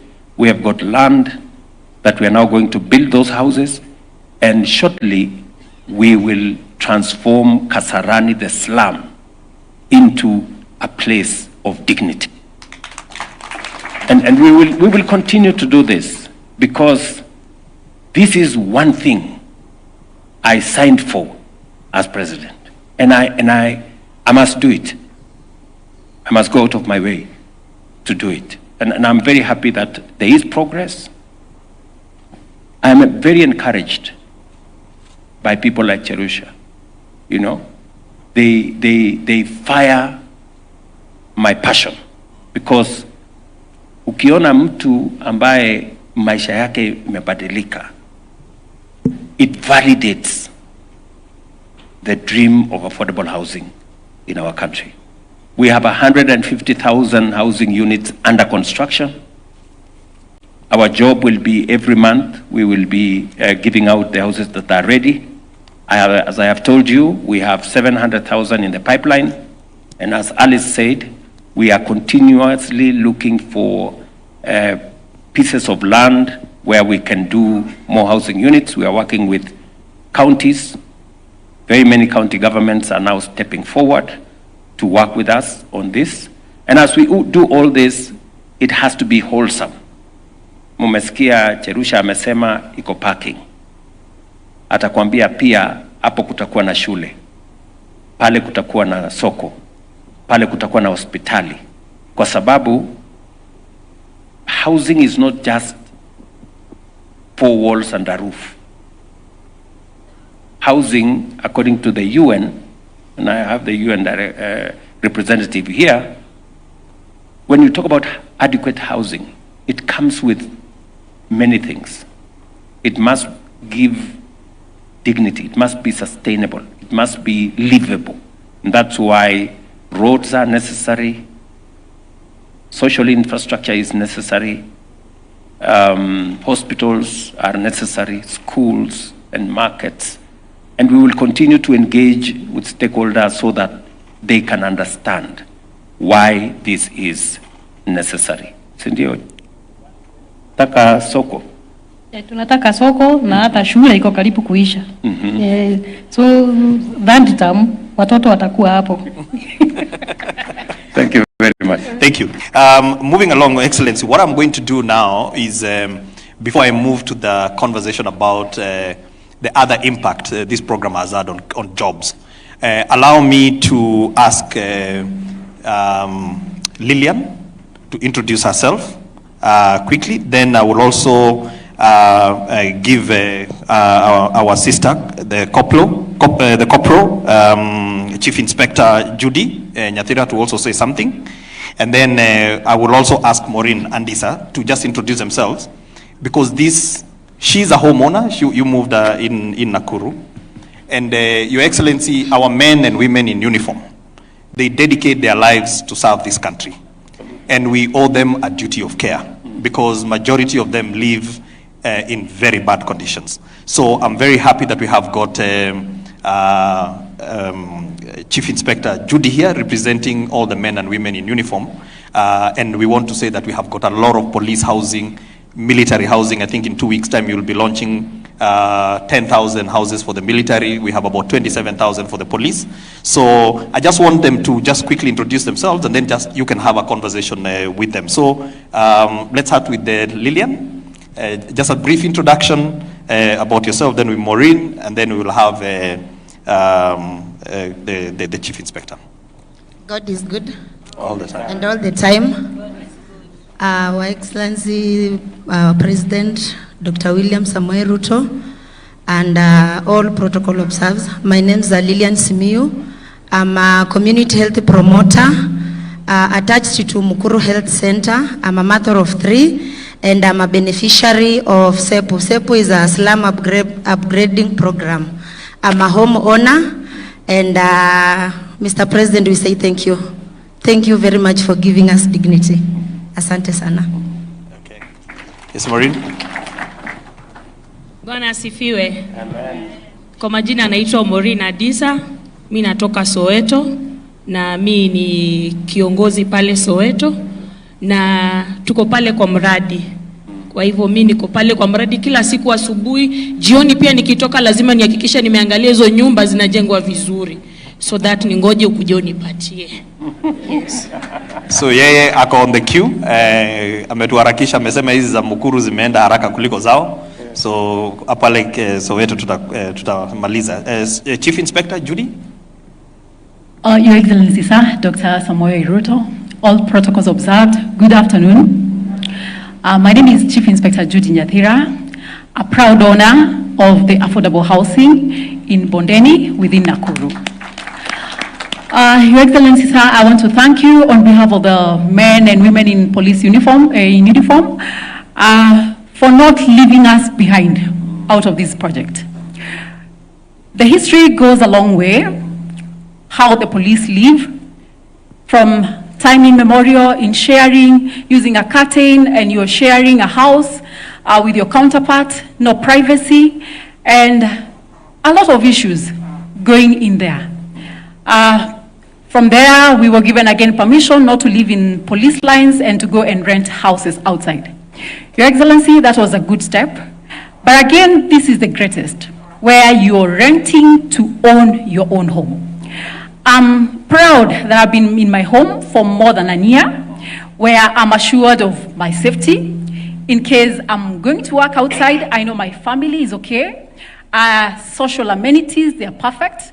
Water running all through, the lighting system, enough space, a place for children to play, and they can feel the comfort and they can feel living like any other civilian out there. So I must appreciate that it is a good step.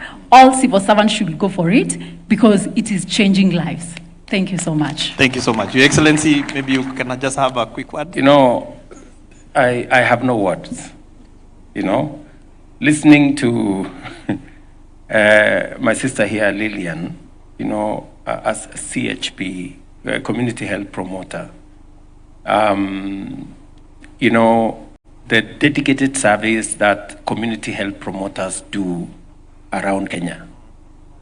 And that she is, through the process, she's now a homeowner with her children, is dignifying. It is a moment of pride, not just for her, but for us as a nation, that we can look after the people who not necessarily would have a chance to own a home. She now has a chance because of affordable housing. And in her space now, Lillian, where are your kids school going? Are you? Okay, sorry. They are still at Mukuru. They're schooling at Mukuru.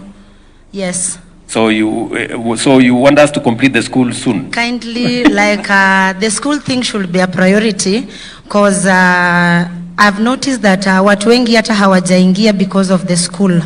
Because unaona hiyo kucommute within Ruben to Mukuru, it's a bit far, and it's expensive also for us.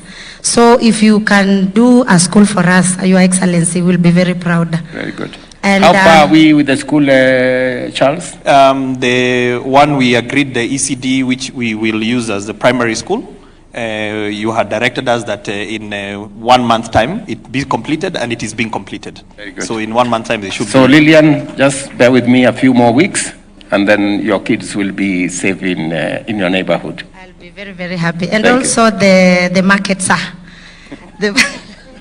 There are people who have a problem with me putting up a market. Can you please make a case for me to put up the market? Me, I will. Because we have seen the containers, they are already there, but now their location and stuff, hatujaona bado, Mr. President. And the market is very, very far. Yes. So you need the market within the development. Everything, all the amenities. Very good. Yes. Thank you very much. Listening to Maureen, you know, we are developing the first 4,000 units in Soweto. We have, I think, a total of 25,000 units that will be built in that space. Correct.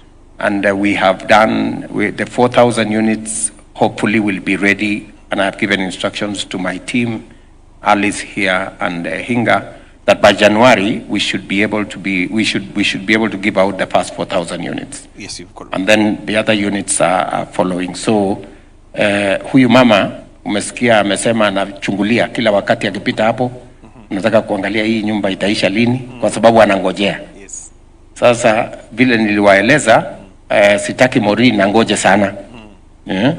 Ndio amekuja hapa nafikiri kuniambia niharakishe mambo. Yes. So Maureen, nilikuwa hapo juzi hapo Soweto. I think like 3 weeks ago I was in Soweto.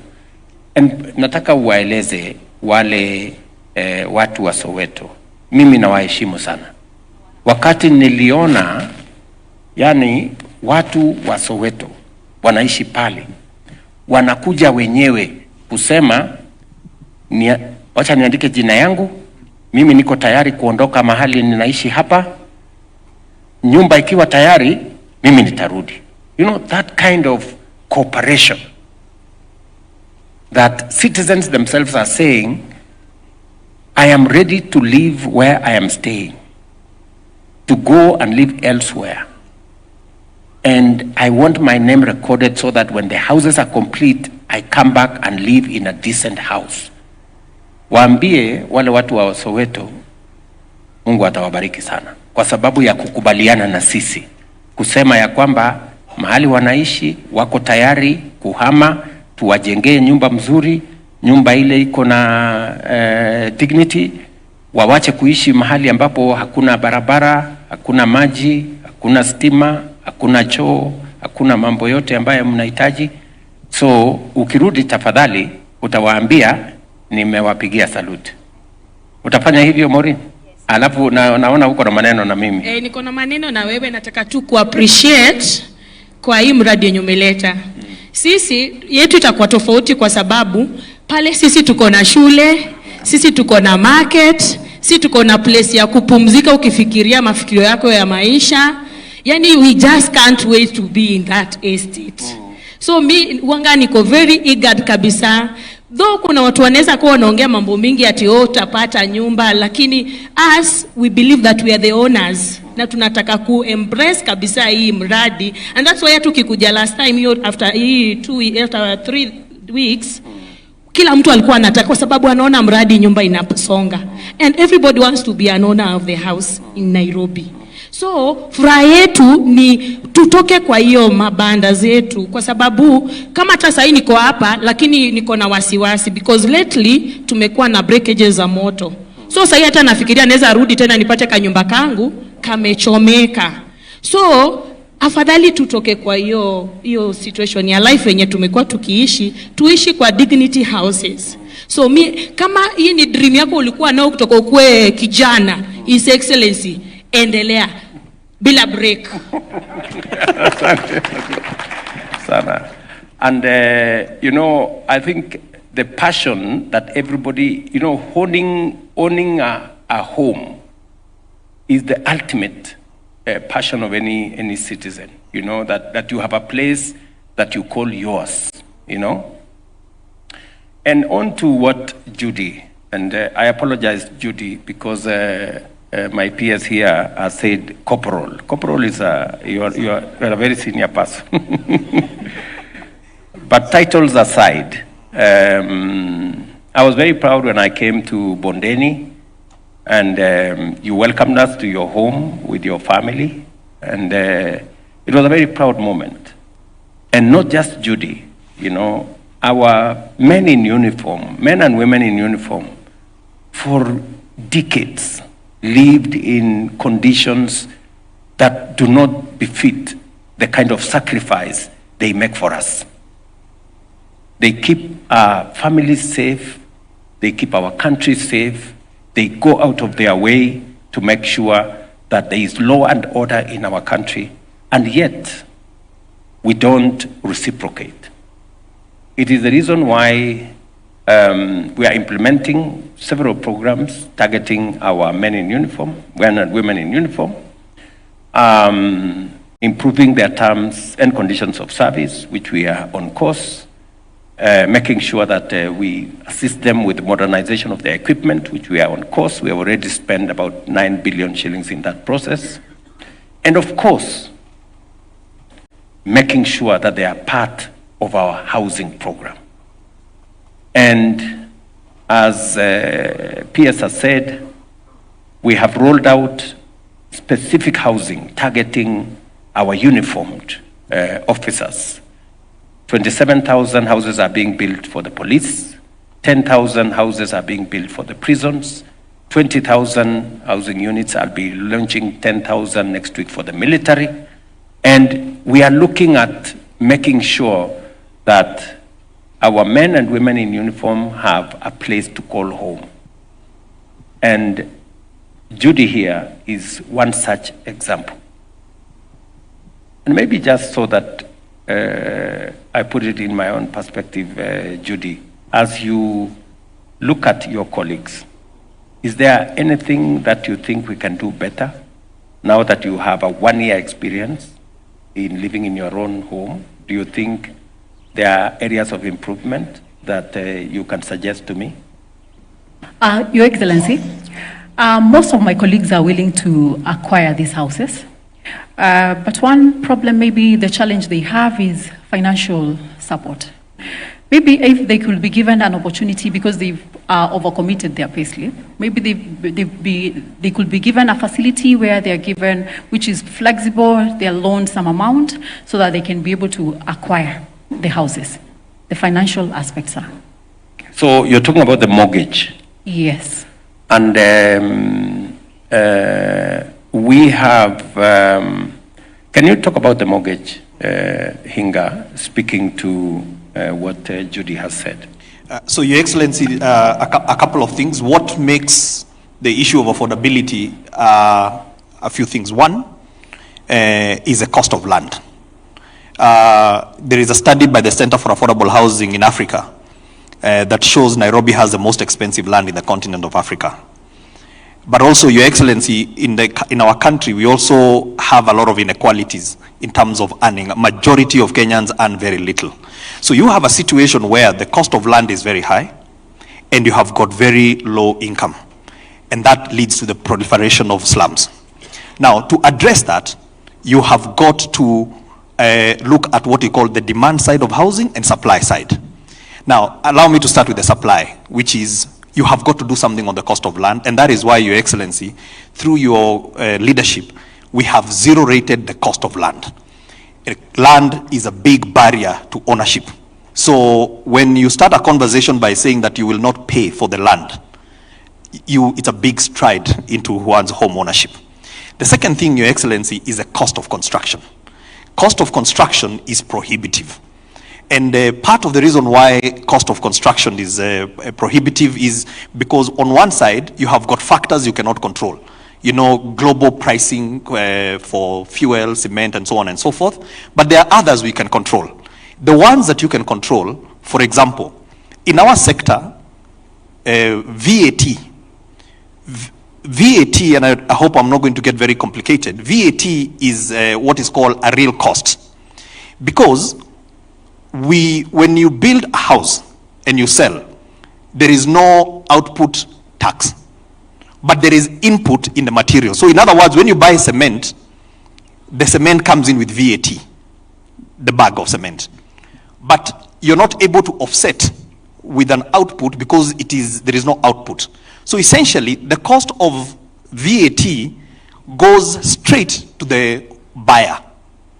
Through your leadership, you have said that we zero rate the input taxes, which is also brought down affordable. In fact, it has reduced the cost of construction by 10%.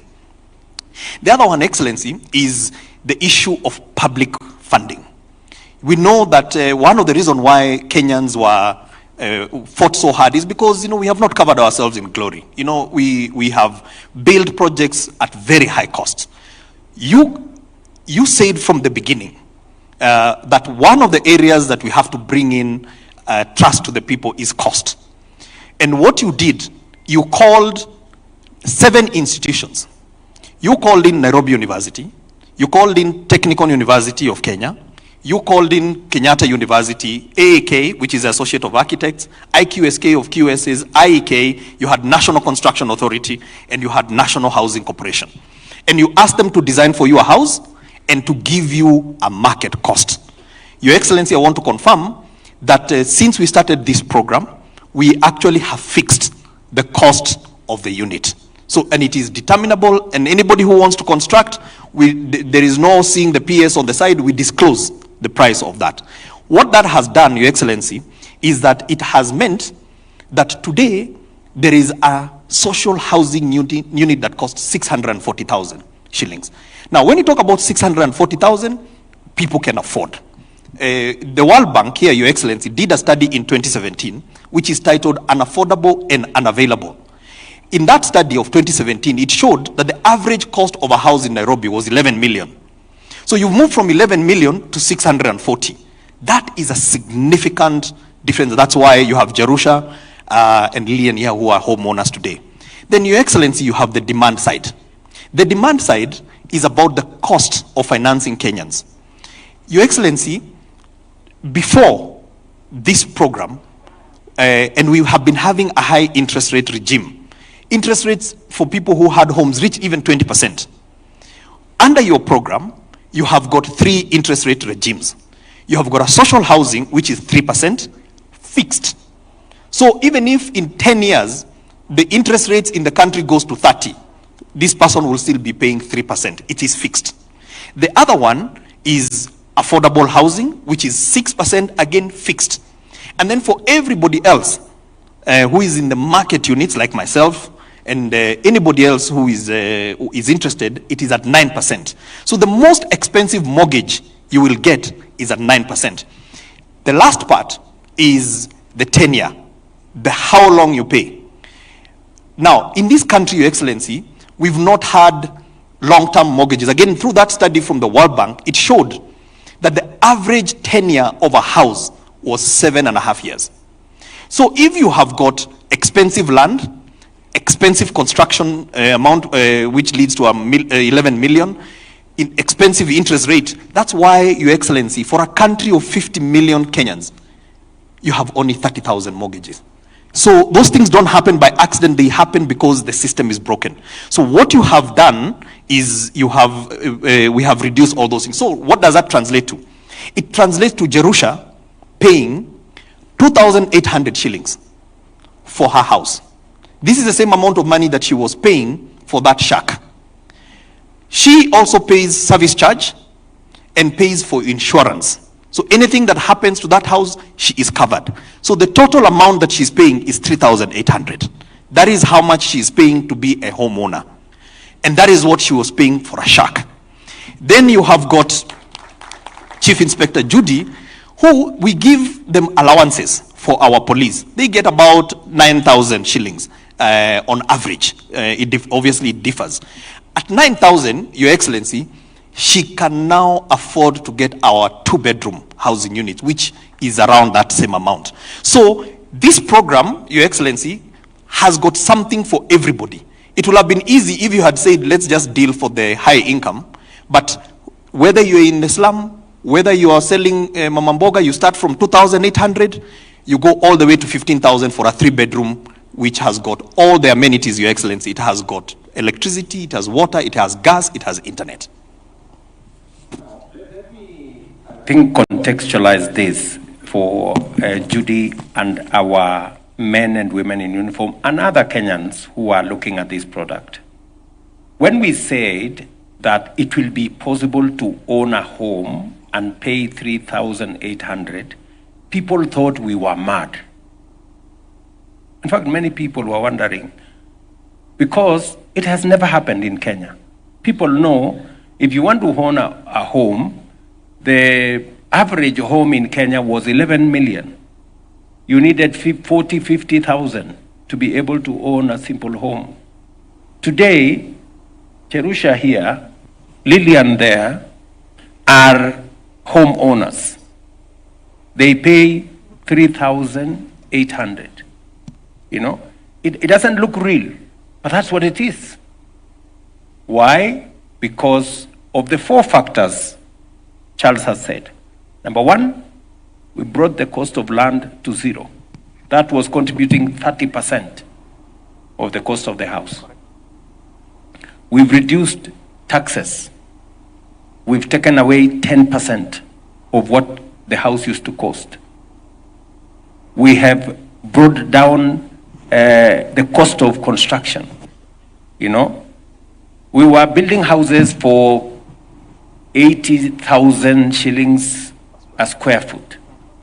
Under affordable housing and social housing, under this program, as Charles told you, we sat down with many institutions, and I was very clear to them that we do not have money to throw around. Let us cut to the chase.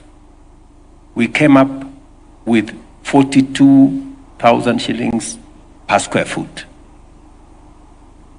Many contractors told us it is not possible to do houses at that rate. The houses are coming up. We have 150,000 under construction because it is doable. And the commitment I made to the people of Kenya is that as they contribute to the housing levy, as they contribute their housing levy, it is my responsibility to make sure that that money is not wasted, is not stolen, is not abused, and there is no corruption, and they get value for it. And that is my commitment.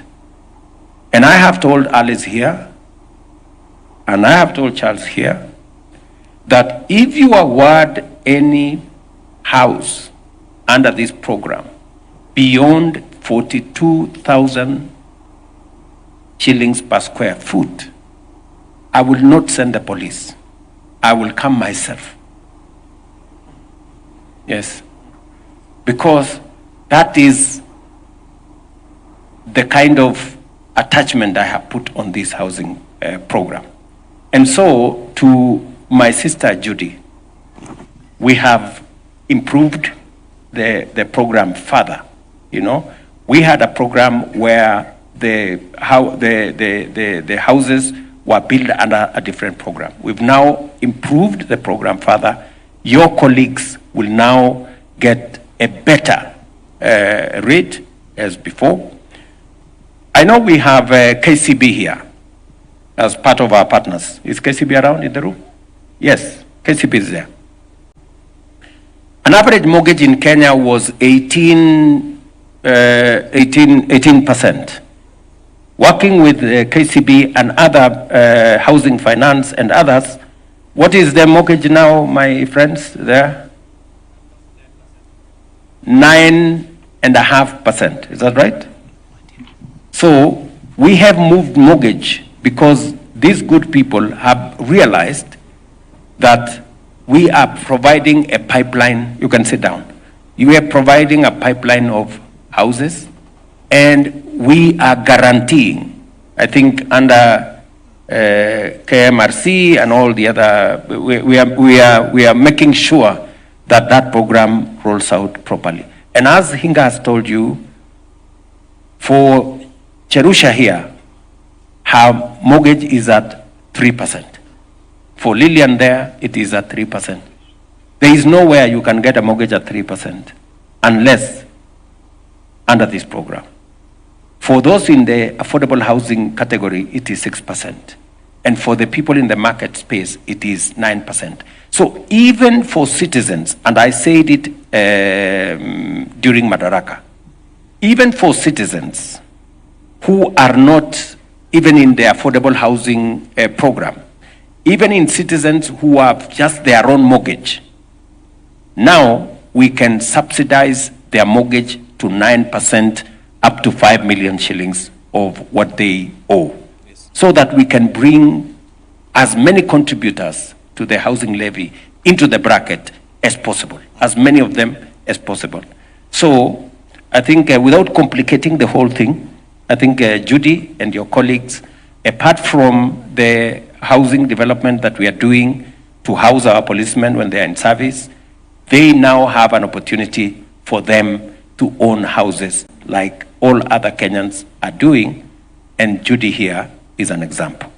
And so That is the horizon that we have for people, men and women in uniform. We have also made a policy decision that to support them, 20% of all the other housing units, we are also going to make it available for them to be able to, because we have close to 300,000 men and women in uniform serving in different parts of the country, and the service they are giving to us, as they look after us, we must also look after them. And thank you very much, Judy, for being a champion for the affordable housing program. And I am sure your colleagues are going to benefit the way you have. And finally, I don't know, oh yeah, those are the people I've talked to. Okay, thank you. Your Excellency, I want to switch gears a little bit. You know, when this debate about housing came, it also came in at a time when the economy was misbehaving.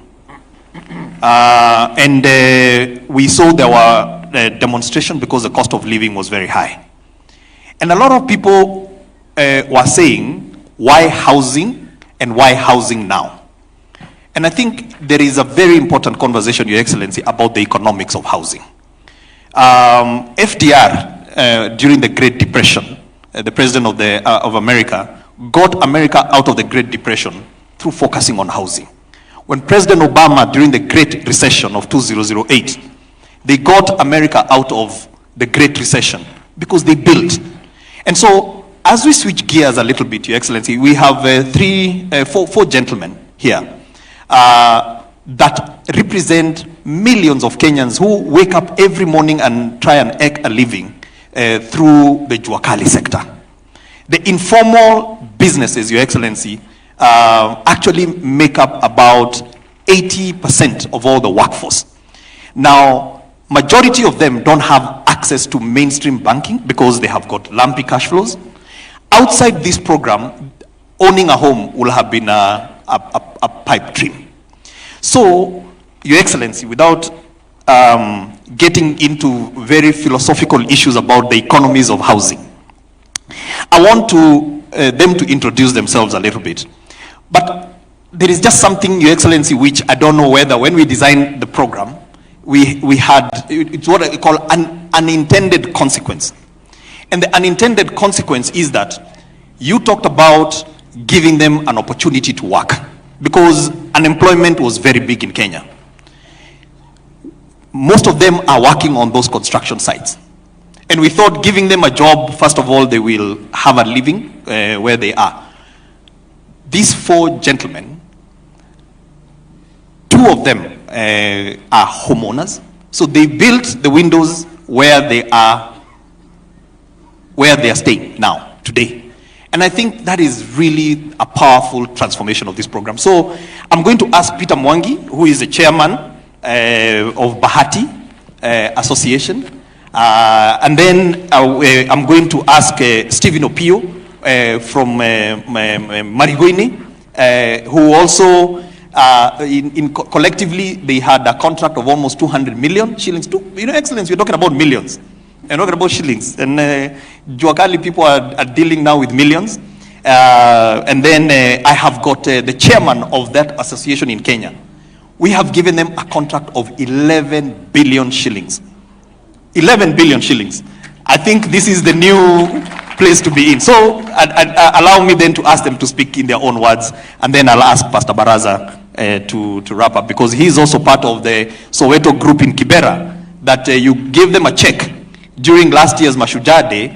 You gave them a check of 722 million to do the fabrication of doors, windows, and balustrades in Kibera for Soweto. So Peter Mwangi, in that order, please. Your Excellency, all protocols observed. Hamjambo. Nashukuru kupata fursa hii kuwa na nyinyi hapa, kuja kutoa ushuhuda ya kuwa kweli kazi imefanyika, porojo tuweke kando. Mimi kama Engineer Peter Mwangi kutoka Nakuru, ndiye chairman wa Great Rift Bahati Welders. Narudisha shukrani kubwa kwa Mheshimiwa Rais ukiongozwa na serikali yako tukufu na Madam wetu Governor Susan Kihika, tunakushukuru sana. Umetushikilia sisi pale mashinani kama wana Jua Kali. Tumeweza kupata mradi wa zaidi ya milioni 18. Great Rift Bahati Welders nikiwa chairman wao, nimeweza kuwaongoza vema. Kile kikundi kimesajiliwa na zaidi ya workshop 56 ambazo ziko pale. Mheshimiwa Rais, ukipata nafasi utakuja utajionea mwenyewe. Tunashukuru manake wale vijana ambao walianza kazi pale, wengine walikuwa vijana barubaru, hawaelewi kazi. Wengi wao sasa ni mafundi shupavu. Mafundi wale wengine pia wameweza kufungua workshop zao. Tumewatrain vizuri. Wale ambao walikuwa hawana mashini wamepata mashini mpya za kazi na wamepata ufundi vile vile. Kwa hivyo tunajivunia kuwa tunaendelea vizuri. Tunaomba ukipata nafasi, sisi hatutaomba gari kama yule mwanadada. Sisi tunajiamini kama maengineer. Tunaomba utupe kazi zaidi. Panapopatikana project nyingine katika Bahati tu ambao tunatarajia kuwa inakuja, kumbuka watu wa Great Rift Bahati Welders, manake tulifabricate, tumesupply, tumedeliver. Hivi project inakwenda kwisha. Ukija mwenyewe utaona. Naomba utualike sisi pamoja na ile group yetu ya Great Rift Bahati Welders, uje uone kazi ambayo ilichapwa pale na watu wa Jua Kali. Challenge hatukukosa kidogo pale wakati wa kudeliver kazi ya kwanza. Ule mradi wa kwanza ulikuwa LPO ilikuwa ya 2.5 million.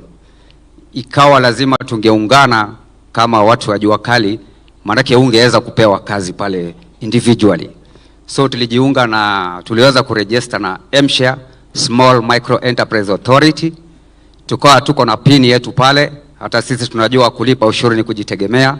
Tuko sawa sawa, tunakwenda vizuri. Ningependa tu kusisitiza ya kwamba challenge ambayo tulikuwa nayo pale kama vijana wadogo, hatukuwa na fedha za kuanza ile kazi. Manake tumepewa LPO worth 2.5 million, hatuna hela, lakini tulijikakamua. Tukasema hii serikali, manake tuliichagua sisi, we work with the government of the day. Lazima tuamue, tutafute hela, tuuze kuku, tukope kwenye SACCOs kidogo kidogo. Lakini tulipofaulu kudeliver the first lot, ilikuwa zaidi ya madirisha 350, na tulifanya hiyo kazi na wiki 2. So ile pesa tuliweza kuipata ikaingia kwenye account yetu, maana kila kikundi kiko na account. Tukaweza kulipwa, tukalipa madeni ya bank, tukalipa wale suppliers wetu wakati ambao unafaa. Japokuwa tulikuwa tumeahidiwa pesa zitatoka na wiki 2, lakini ilichelewa kidogo, ikatoka na mwezi mmoja. Tukaelezewa na tukaweza kuelewa lazima wangeangalia tulipo supply. Ni vizuri kuelezea hapo, maana tulikuwa hatujafikisha ule ustadi vizuri. Waliangalia kama tuko na speed, accuracy, wakaona makosa kidogo tu katika ile kudeliver 100%, 75% ya zile dirisha zetu zilikubalika. So 25% zikawa rejected, lakini ikawa ni makosa kidogo tu, kupiga msasa, sandpaper, kuangalia rangi. Kutoka hapo kazi ikawa iko shwari. Mafundi wote wamebobea, wako shwari. Hivi sasa wengi wao wamejisimamisha kikazi, tunachapa kazi vizuri. Thank you so much. Kwa hivyo sisi tunaomba kazi. Gavana wetu tunakushukuru sana, umetushikilia vizuri. Vijana ambao walikuwa na regarega pale sasa wanachapa kazi vizuri. Mkija mtajionea wenyewe, porojo kando, siasa kando, kazi itambe. Asante sana. Thank you very much, Peter. Peter, umeongea vizuri sana. Na umesema mambo matatu ya muhimu. Yes. Ya kwanza, wakati tulisema mpango huu wa affordable housing, sio peke yake ipatikane nyumba. Vile vile ni mpango wa ajira na mpango wa biashara, economic activity, uweze kuendelea. Mbali na wale wanaofanya kazi katika mjengo, plumbers, electricians, masons, steel fixers, carpenters, painters na wale wengine wote. Pia kuna sekta ya Jua Kali ambayo sasa ni Peter na wenzako mafundi ambao pia mmepata biashara. Umesema pale kwa ile affordable housing ya Bahati tunajenga nyumba pale nafikiri 220 ambayo kwa juhudi zenu, bidii yenu na contribution yenu sasa imekamilika kabisa. So mbali na kupatikana ajira kwa vijana wa taifa letu la Kenya, pia ni mpango wa msisimko wa uchumi. Watu kama wewe waweze kufanya biashara, mafundi waweze kutengeneza zile nyumba. So ya kwanza ipatikane ajira kabisa. Ya pili biashara iweze kusonga mbele. Lakini vile vile tulisema hivi, affordable housing does not mean low quality. True. That is our clerical. Affordable housing means you get the same quality as any other housing. Na ndio sababu uliona Peter, yes, pale pia kulikuwa na kusahihisha kabisa. Kama mlilete kitu ambayo iko quality yake iko chini kidogo, ndio hiyo unasema mliambiwa muende mrudie. Kweli kabisa. You know? Yeah. Na kwa kurudia hivyo sasa unasema wewe mwenyewe mumeshika kasi, sasa mumeelewa vile mambo ilivyo. Si ni kweli? Kabisa. So which is part of what we want to achieve. We want to support technicians, people like Peter, engineers, to improve on the quality of their products. Because there are many people who thought Jua Kali was synonymous to low quality. We also want to firm up that our Jua Kali artisans can produce products that are of the same quality as those that come from elsewhere. And the group of Peter is such example. And then number 3 is as we improve on the quality of the output, we also provide training. Umesikia Peter hapa amesema ya kwamba vijana ambao walikuja mwanzo bado hawakuwa mafundi kamili. Na sasa tuko na program ya serikali ya recognition of prior learning. Hawa vijana ambao sasa wamehitimu, sio kwa kwenda shule, wamehitimu kwa kufanya hiyo kazi under supervision ya senior ones like Peter. Hawa vijana sasa watapata certificate yao. Already we have recognized I think 1,000 of such technicians, and we are continuing using public infrastructure to make sure that we certify those who have the skills to produce high quality products, even though they have not gone to any college, you know. So we have now provisions in the law, and correct me if I'm wrong, right, Charles, that's the correct position.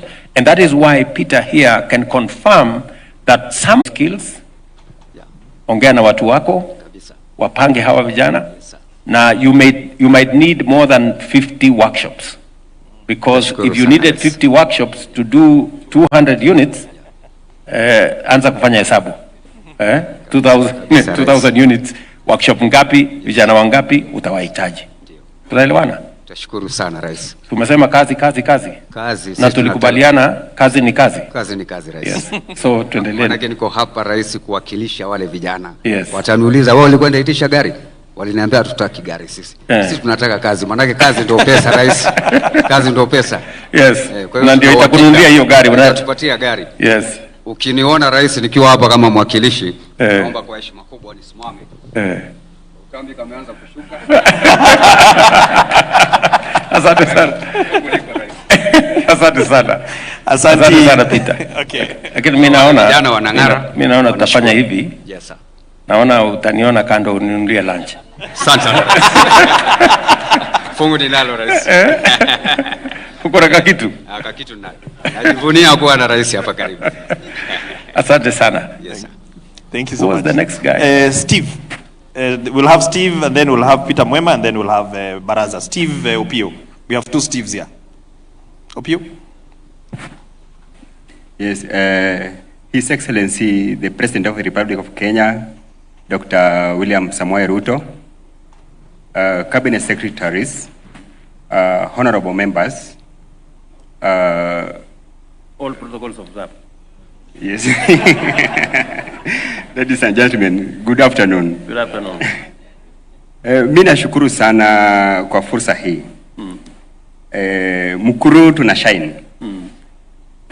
Na nikianzia kwamba wakati unaenda kunulia Jerusha gari, mimi tayari mtanipata hapo ndani. Mtanipata hapo ndani nikienda kununua yangu. Yes. Now, His Excellency, kazi ya Mkuru tunashukuru sana kwa sababu wengi hawakufikiri hii kazi itakuwa kazi. Siasa iliwekwa ndani mingi sana, His Excellency. So ikawa vijana wakaogopa, tukashindwa tutafanya aje. Tukawa na ile bidii. Mr. Kipuri akatusukuma kabisa kutoka State Department. Tukaenda pale tukapewa contract. Sasa tunafanya kazi. We have delivered first LPO and now tuko kwa second LPO 5 million. We are working out on it. So you are supplying, muna supply nini kwa windows and doors. Windows and doors. Yes. And you know what we did also to reduce on expenses, we standardized. Is that correct? Yes. We standardized. Unajua zamani tulikuwa tunajenga designer windows. Yes. Na designer doors. Yes. Every door is different from the other one. And as a result, you know, everything designer is more expensive. So tukasema tuachane na designer, let us standardize all the windows to be the same, all the doors to be the same. So kazi ya hawa inakuwa rahisi kuhakikisha kwamba you can produce in mass. Yes. Na inakuwa rahisi kwenu kufanya hiyo kazi. Yes. Ndivyo yes. My good friend. Yes. Steve. Yes. Ni hivyo Yes. So ya kwanza LPO mumedeliver. Tumedeliver. Ya pili ndio mnang'ang'ana nayo. Tunang'ang'ana nayo. Na tukideliver tunalipwa. Mnalipwa. Yes. Inachukua muda gani kulipwa baada you deliver? Tukideliver inamaliza 1 week. 1 week unapatiwa check. Yes, tunapatiwa check. Contract yenu kwa hii program ni contract ya pesa ngapi in total? Sijajua ni contract ya pesa ngapi. Yes, lakini unajua tu ya section yako. Yeah, unajua section yangu. 5 million. 5 million nikimaliza hii unakuja wengine ya as we go. Okay, very good. Kundi lako liko na vijana wangapi ambao mnafanya pamoja katika hiyo section? Vijana tuko na vijana 50 in different workshops. Yes. Yes. How many workshops? We have 4 workshops. 4 workshops. Yeah. Pale nyuma Steve. Yes. Kabla ya affordable housing. Yes. Mambo yalikuwa vipi? His Excellency, maisha ilikuwa magumu sana pale. Tunaweza fanya kazi kama like this month. Then tunakaa kama 2 to 3 months again ndio tupate another contract. So inamaanisha ile pesa umepata this month unaitumia kwa hizi 2-3 months. So inakusukuma unaenda kuishi kwa ile maisha ya chini. Unatafuta nyumba unaenda kijiji unatafuta zile nyumba za chini. Sababu sasa kulingana na vile maisha inakupeleka, kazi hakuna, ukipata leo kesho hakuna, ile pesa umepata leo unatumia the following day and the month. So wakati kazi ilipokuja tukasema tukapiga mahesabu zetu sisi viongozi wa hapo na wana Jua Kali wenye tulikuwa. Tukasema tuache siasa. Tupige mahesabu zote. Kazi tunafanya kazi bila break. Tumepewa kazi tufanye non stop na tuweke siasa tufanye kazi venye tulikuwa tunafanya once after 3 months, once after 3 months. Mnachagua gani? Wakasema wanataka kufanya kazi bila break. So in Mukuru we are working non-stop. We want to work non-stop mpaka tumalize contract. Very good. Asante sana. what is your plan? Uko na agenda ya kununua one of these houses ama bado hujafikiria? His Excellency, I'm already a beneficiary of these houses. Oh, you're already a homeowner? I'm already a homeowner. Unakumbuka nikisema nitaenda kuleta familia yangu kutoka nyumbani. Sababu niliwapeleka nyumbani Kenya shillings. At the same time, nyumba inabaki kwa yangu. Yes. Yes. Na pale ulikuwa unaishi, pale ulikuwa unapanga? Penye nilikuwa naishi hapa awali, nilikuwa nalipa nyumba 3,500. Lakini poor drainage, nyumba ni mabati, kuki, in case of any disaster, access hata ya wenye wanakuja kutuokoa ni shida. Hata mtu anaweza kuja kutuokoa pale, ushtukie gas tena imelipuka tena pia kufia pale ndani. So ulikuwa unalipa 3,500? 3,500. Nyumba ya mabati? Nyumba ya mabati. Mahali hakuna barabara? Mahali hakuna barabara. Na nyumba si yako, ni kupanga, ni rent? Na kupanga ni rent, unanunua maji, kila mtungi ni 10 shillings. Unalipa zile stima unalipa ni ile illegal connection yenye stima ikipotea ikirudi inarudi na kisirani. Inachoma kila kitu. TV yako unasikia imelipuka, radio imelipuka, ukiweka charger kwa nini imelipuka nao. His Excellency. Sasa umetoka hapo, sasa uko 3,800 nyumba yako. Nyumba yangu. Nikifika pale, saa hizi venye tunafanya kazi, ninafanya kazi mpaka late hours. Saa zingine ninachukua Uber ya motorbike ama gari. Wakifika pale wanauliza kwani unaishi wapi, unanipeleka this time, where are we going? Anauliza no, I'm staying here. Are you staying here? Unaniambia unaishi hapa? No, hebu nipe namba yako, you will connect me. No shortcut, just go to boma yangu, open account, deposit. Yani ule mtu ya kukupeleka nyumbani anashangaa, anaona kama umepotea. Anashangaa, anaona kama nimepotea. Kwa sababu mbele hakuna kijiji. Akiangalia hizo nyumba construction inaendelea. Na hizi zingine zimemaliziwa lakini aone kama watu wanaishi ndani. Nao anauliza unaenda wapi? Ambia nimefika. Na unaishi wapi? Naishi kwa hizi nyumba. So wacha tu tumalizana nikulipe urudi. Unaishi kwa hizi nyumba mpaka wanafika mpaka kwa gate wanaona kama ni kama unaingia kweli ama naingia ndani. So just ndio kwa gate wananifungulia gate naingia na acha akipiga kona akirudi. Lakini ndio apige kona na niangalia mpaka aone kama naingia kwa nyumba kweli. Kwa sababu hawaamini ati mtu ya kufanya kwa workshop ya Jua Kali ati anaweza hii workshop, hii kazi yetu ya welding, watu walikuwa wanaona kama ni kazi ya chini sana. Mtu hawezi piga hatua.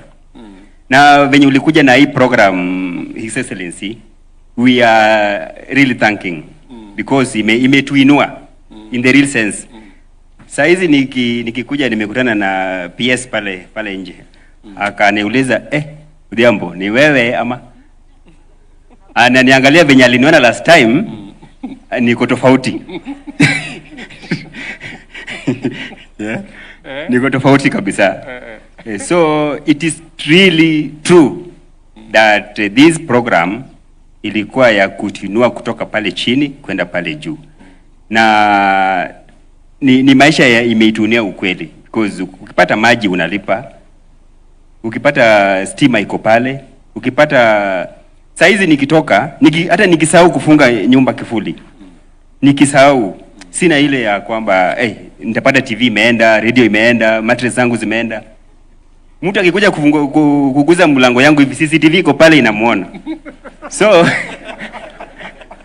niko na full confidence kwamba nyumba yangu iko safe. Iko safe.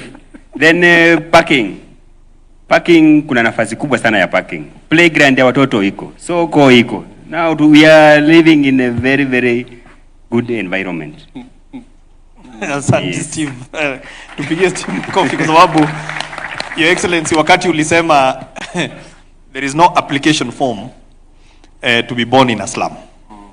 And nobody chose to live there. But I think what you've done is given them a chance to live in dignity. I think you can see even the joy ambayo Steve akonayo. So Nataka tu tuongeze speed kidogo pande hii, niongee na rafiki yangu Mwema hapa hivi. Mwema has a beautiful story, na lakini leo ndamwambia afupishe kidogo, kwa sababu huyu Mwema, Your Excellency, hao ndio walianza ile Jua Kali ya kwanza pale Park Road. Mwema sasa ni homeowner, na kuna mahali tu ningetaka, kwa sababu wao wameongea mambo ile kandarasi wamepata ni the rest of the Jua Kalis, the 11 billion shillings. And Your Excellency, sasa hawa wanajenga nyumba Uganda.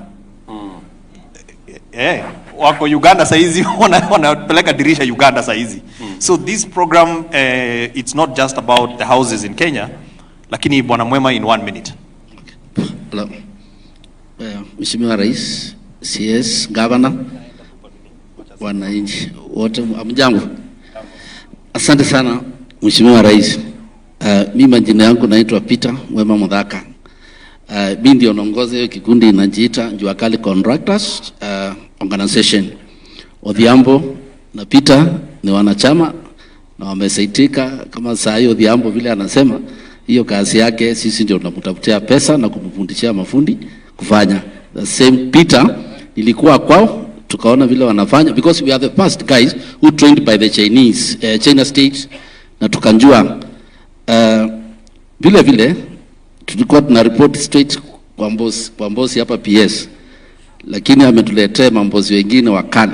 Kwa jamaa hata kama saa 9 wamelala anakupikia simu, akipata chuma ile umetumia ni mbaya, anaitwa Engineer Baron, ako pale.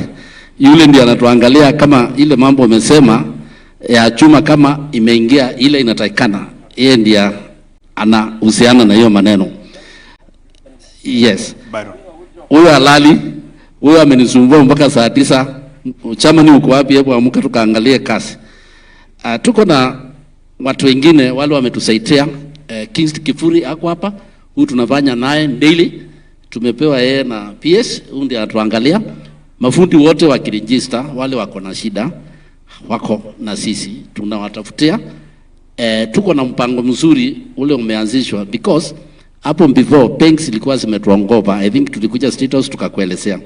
Sasa hii unjue hiyo banks na tutafuta sasa.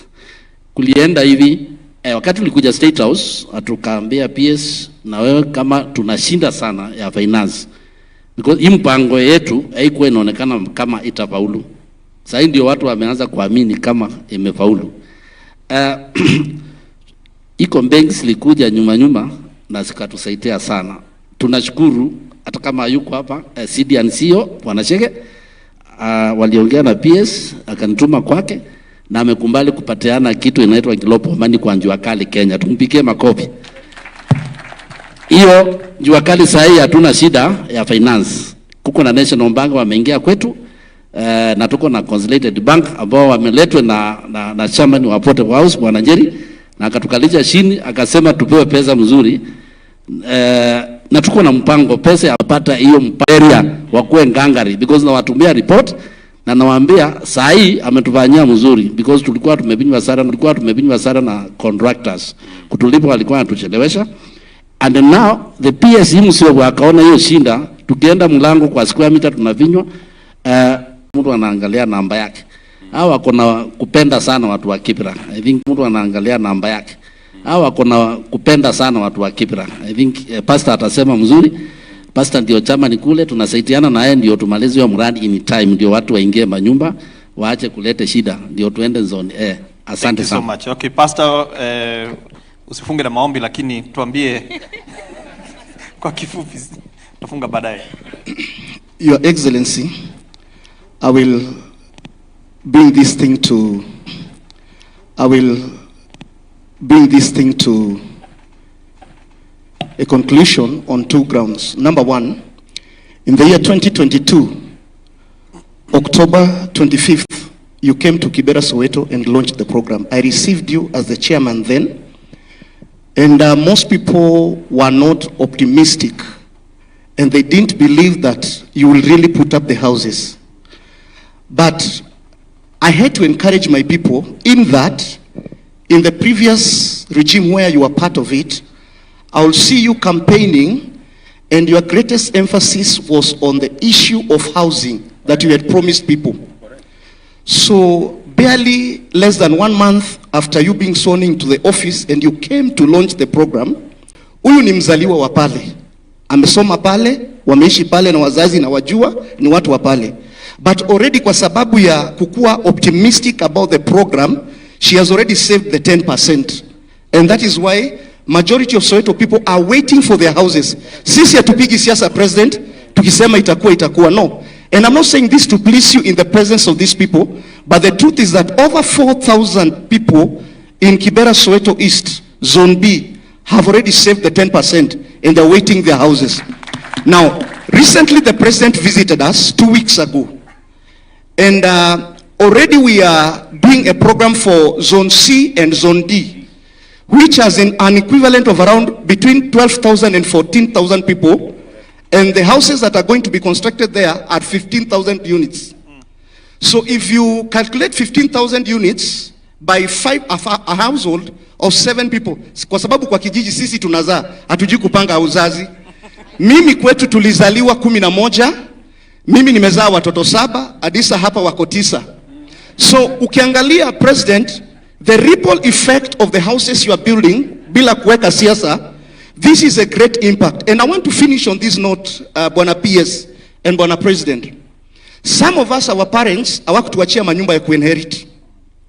And so when we see you building these houses, we really want to buy these houses because these are the things, manyumba ambazo tutachia watoto wetu. If you tell me to buy a house in Runda, I can't afford. You tell me to buy a house in Utawala, I cannot afford. But if I can pay a 10% of 150,000, and then the next 20 years, I'll be servicing a mortgage of 6,000 kwa 2-bedroom houses, kwa under social housing program, 6,000 per month for the next 20 years. Hata Mungu akinichukua leo, si yule kijana wangu daktari ambaye ni mkubwa, si ataendeleza hiyo kulipa hiyo mortgage. And so my late father passed on and he left me a grass-thatched house. I come from Ugenya West in a place called Ukwala. And thank you, Mr. President, for considering nilionyesha mali unataka kuweka affordable housing hapo kwetu Ukwala. And I want you to know, when he passed on, he left us nothing.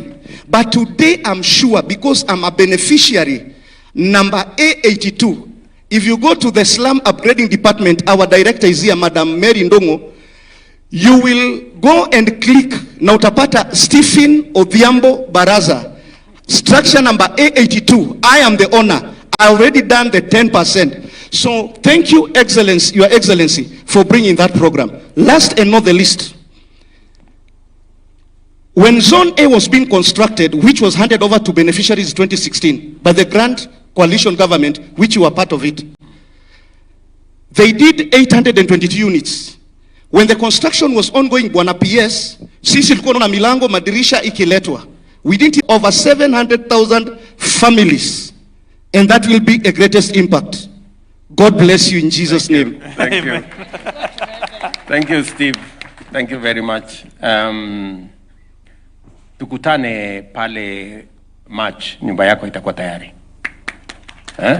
Wewe tayari umeshafanya mambo, namwambia pia Maureen hapo amejipanga.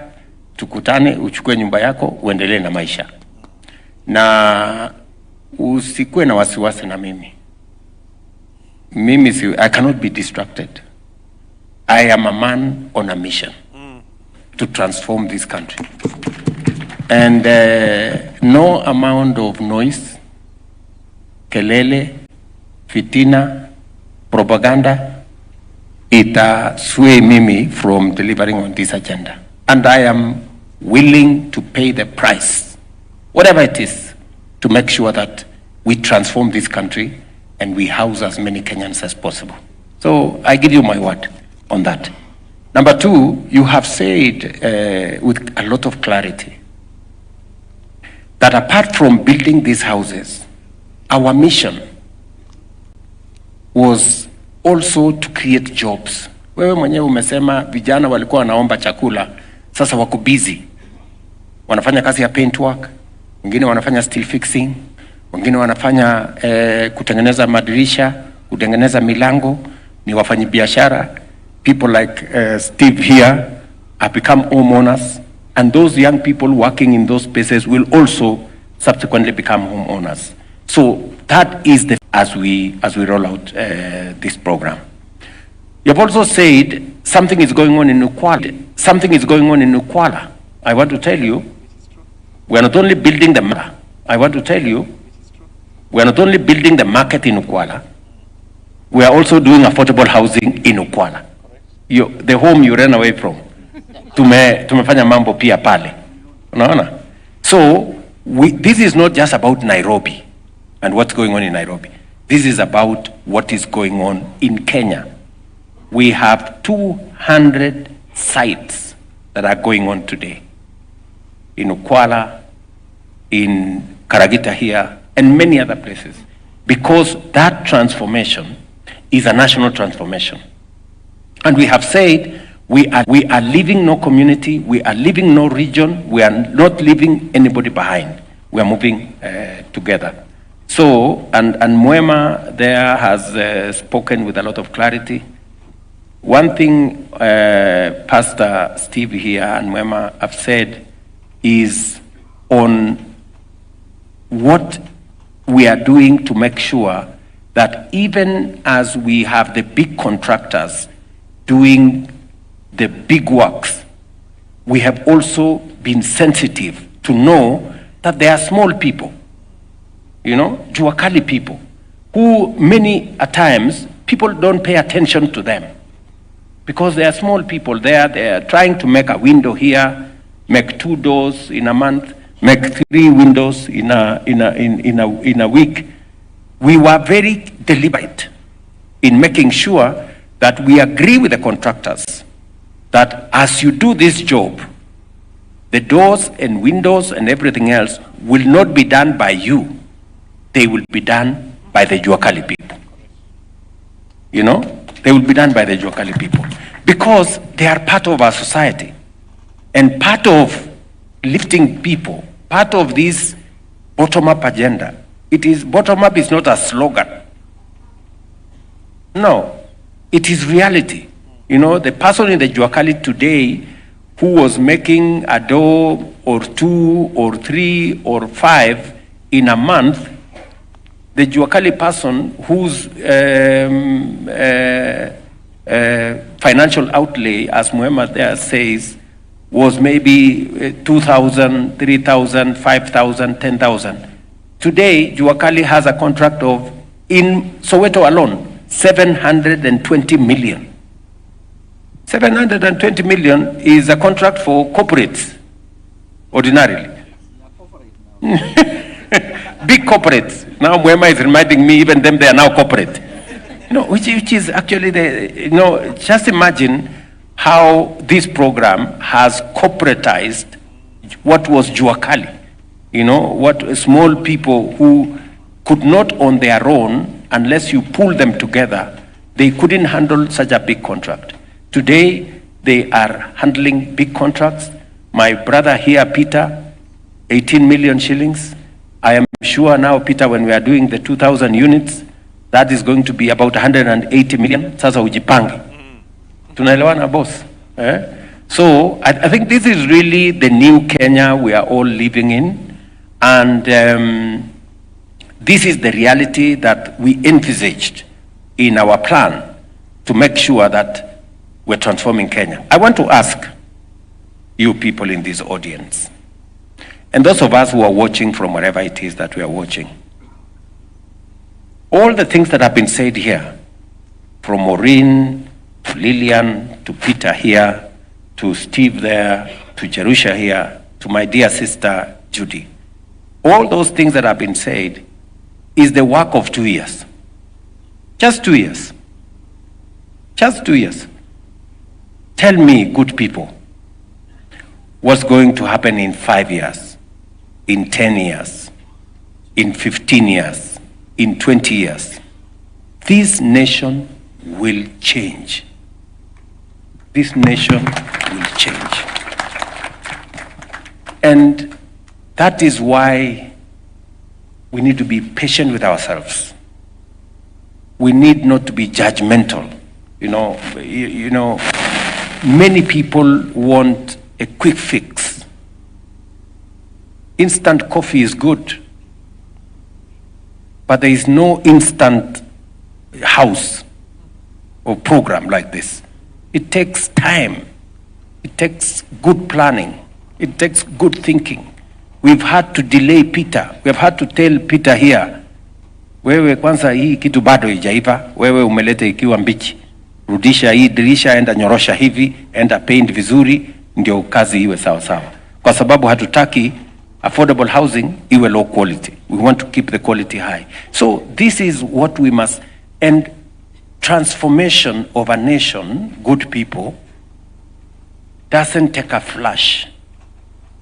Transformation of a nation takes deliberate steps and a plan and patience and being meticulous. Most importantly, having the courage to make sure that we overcome headwinds and challenges and bumps, because that's the nature of any transformation. And so I just want to tell the good people of our nation that I am very confident about the future. If this can happen in 2 years, just imagine what's going to happen in 5 and 10 and 20 and 30. And that is really what we need to look at as a people. There will be many more Jerushas here. There will be many more Steves. There will be many more of the people that we are seeing today. They may be a few people today, but the multiplier of time is going to get more of our citizens into this space. So I'm very happy about that. And I'm very proud about this moment. Thank you so much, Your Excellency. The joy is palpable. You can't fake this stuff. I know we've run out of time, and we're seriously out of time. And I still have our friends from the World Bank, who at least they made a speech. And I just want to just give you a minute each, World Bank and UN Habitat. For the World Bank, you've been a great supporter of the urban agenda. This program costs money. The biggest impediment to the success of this program is the physical infrastructure. In 1 minute, how do you see the World Bank partnering with us, to support this program so that we don't build houses without the physical, especially the big trunk? And then my brother Ishaku, 1 minute, please. The Constitution of Kenya talks about, in Article 43, talks about adequate housing. In 1 minute, can you just explain what adequate housing, because it is nowhere else defined in any law in Kenya, but Kenya is a signatory to some of the protocols in the world, including the one to adequate housing. So you will be able to explain in 1 minute, and then Your Excellency, I will give it back to you so that you can sum it up here, and I'm sure there is nowhere else you want to be rather than here having this conversation. So Country Director, and then Ishaku, and then back to you, Your Excellency. Thank you so much. PS, even though I could not understand most of what these people were saying, I could feel the excitement and happiness and the joy that they have about the affordable housing program. I can also feel, Your Excellency, your passion and commitment to this program. Let me just say first that housing plays a pivotal catalytic role in urban transformation. It's not just housing, it's not just a shelter. It is the cornerstone of economic growth, job creation, and sustainable and inclusive urban development. No sustainable and inclusive urban development can happen without we at the World Bank, we're actually one of the biggest financiers globally for the housing sector, particularly for affordable housing. We've committed close to $30 billion across over 100 countries, and our IFC, our private sector arm, has also invested an additional $8 billion indirectly in housing. So it is a very, very important. You asked me the question, P.S., of what can we do to make sure that there's infrastructure in place?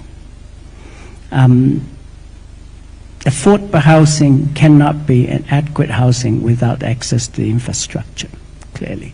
So I think a number of sanitation, these are provided by the municipalities.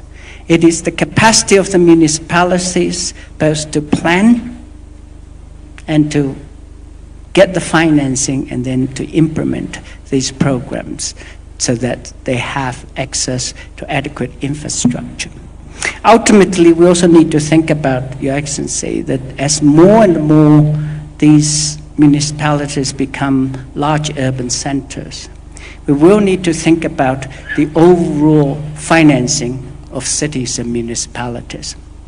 They cannot and should not be relying entirely on fiscal transfers from the central government or from development partners.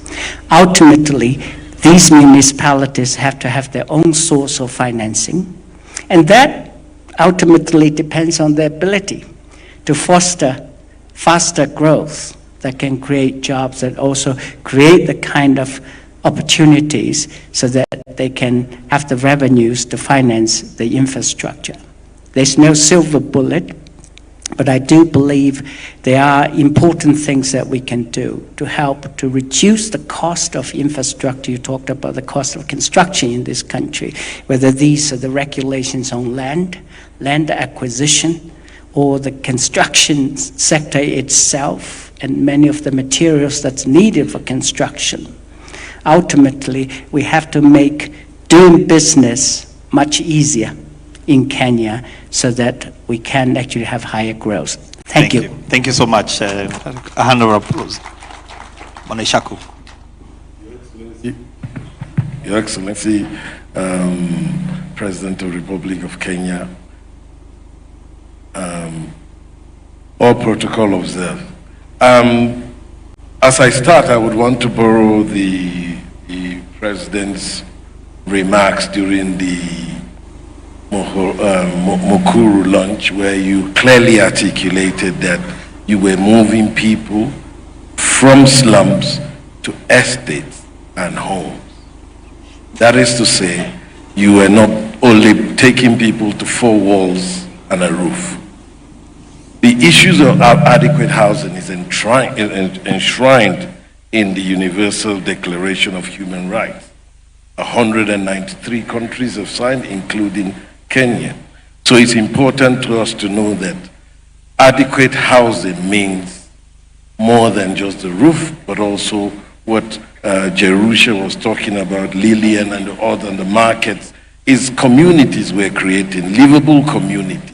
And those are people that we create aspirations, livelihood, and a lot of the associated activity. So human rights, it's not just war, it's about creating that dynamic community for people to chase their dreams, for people to aspire. And the affordable housing program, I see it as one of those acupunctures in urban development. As it's done, the transformative nature is immense. It's a generational change, because we've seen today, Your Excellency, you were talking about the Jua Kalis, we're creating entrepreneurs. He just talked about credit line. Credit line Jua Kali was not the case, but these are entrepreneurs for the future. And we also see wealth creation, because these houses in 20, they pass it to generation. This is now wealth creation. It's not about money in the bank, but you're creating generational wealth. That will be passed along the communities in Kenya. So it's important that we need to continue to work on those markets to create livelihoods for people to be able to link to the affordable housing. So for us at Habitat, we've already, as our executive director just mentioned, for the next 4 years, one of our focus is housing, and we will be partnering with you to add those value addition, to fine-tune certain things, but to also look at how do we create this body of capacity, experts of construction.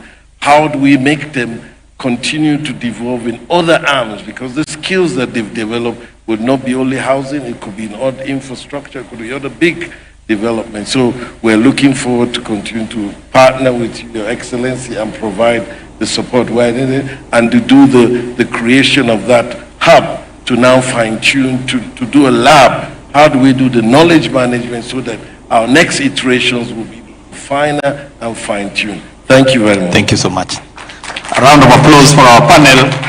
Ladies and gentlemen, now I'm going to give it back to the main chief architect of this program and the builder number one, His Excellency the President. You can close it for us. Thank you so much. Thank you very much. I think this program would not be the success it is without the input of many people. I cannot claim to take the credit. Many people have put this together. The leadership of Alice and especially Charles here at the ministry, the people of Kenya, you know, the people who make their contribution to the housing levy, their hard-earned money. They are the greatest transformers of our nation. They take the credit for what Jerusha is today, what Steve is, and all the good people who are here. But to thank also our partners. The World Bank here has been a solid partner. We had the first session of this meeting 2 years ago. They were here with us. They have worked with us under different programs, making sure that, number one, the planning is correct so that we avoid, future slums by making sure that we support our counties to do the necessary planning, to provide physical infrastructure, as they have said, make sure that there are roads, make sure that they support our program in providing for physical infrastructure, and also for ownership, titling. They have supported our titling program, which again confers ownership to all the good people here. They will have a document which will signify their ownership of the spaces that they have. So World Bank, we want to say we are truly grateful. We look forward to working with you into the future as we, in the words of our UN rep here, Habitat, that we are making it better. We are working towards getting a hub so that what lessons we have learned today, we can use them to improve the output tomorrow. And progressively, that helps us to develop a better program, much more efficient, much more cost-effective, and better for the ultimate beneficiaries of this program, and also for the general good of our nation. And so, to everybody here, and I really sincerely want to thank all the people who have spoken here. You people are great, I know Peter here has had to stop his work at the workshop. I don't know how he's going to earn his pay today. But thank you very much, and Jerusha for making time, and my good friend Peter here from Bahati, and Lillian, thank you very much for doing the CHP work that you're doing. And Maureen, I know you're waiting, but your wait is not going to be long. And Pastor, continue to pray for us so that this can succeed. And to all the people of Kenya and all the leaders who we are working together, the counties have been phenomenal. My sister Susan, and all the governors, you've been, helpful to the members of parliament who supported this program. They passed the legislation, they interrogated the program, they provide oversight, they make sure that we spend the money well. The committee and all the members of parliament, I really want to very sincerely thank them. And all the contractors, the Jua Kali people and the people who support this program. One strange thing about this program, and forgive me if I have taken too long to talk about this program, just forgive me, I am passionate about this. We can have this conversation for another 3 hours. I will be home with it. But to thank all the contractors. I was saying one major thing about this affordable housing and all the markets we are building, and for your information, we are not just thinking about our men in uniform, we are thinking about all the other contributors in this space. We're also thinking about our boys and girls, our sons and daughters in universities, TVETs, Kenya Medical Training colleges. We are building spaces for 177,000 young people in our TVETs, our colleges, our universities, because we also recognize that some of our sons and daughters in these institutions live in conditions that are not good. And that is why we have a program to do hostels for them. They will be able to pay maybe the same amount they are paying in the informal settlements where they are staying at the moment, but they will now be in very decent shelter. The thing I was saying is, the most strange thing is none of the contractors in this space comes from outside Kenya. All the contractors doing our affordable housing today are Kenyan contractors. I mean, it's phenomenal. You know, you would expect that you have big Chinese companies or some other companies from elsewhere. This affordable housing is being built by Kenyan contractors. And a very big thank you and congratulations to them. And to sum it up is to say that going into the future, as I said, we have a pipeline of 700,000 housing units that is already where we have identified land, we are designing, we are working on improving from what we have today, learning what different configurations of housing that would make much more sense to more Kenyans. We're getting feedback from people like Cherusha and others who are living there. What is it that we can do better? And working with the UN, as they have said, doing a lab where we can, you know, get more info, do more research, do a lot more R&D so that we can better deliver on this project. I just want to commit to the people of Kenya that we will make this program transparent. No public resources will be lost in this program. We will make it efficient. It is my commitment to make sure that this program will be above board. We will share as much information as possible. In fact, the construction costs are open.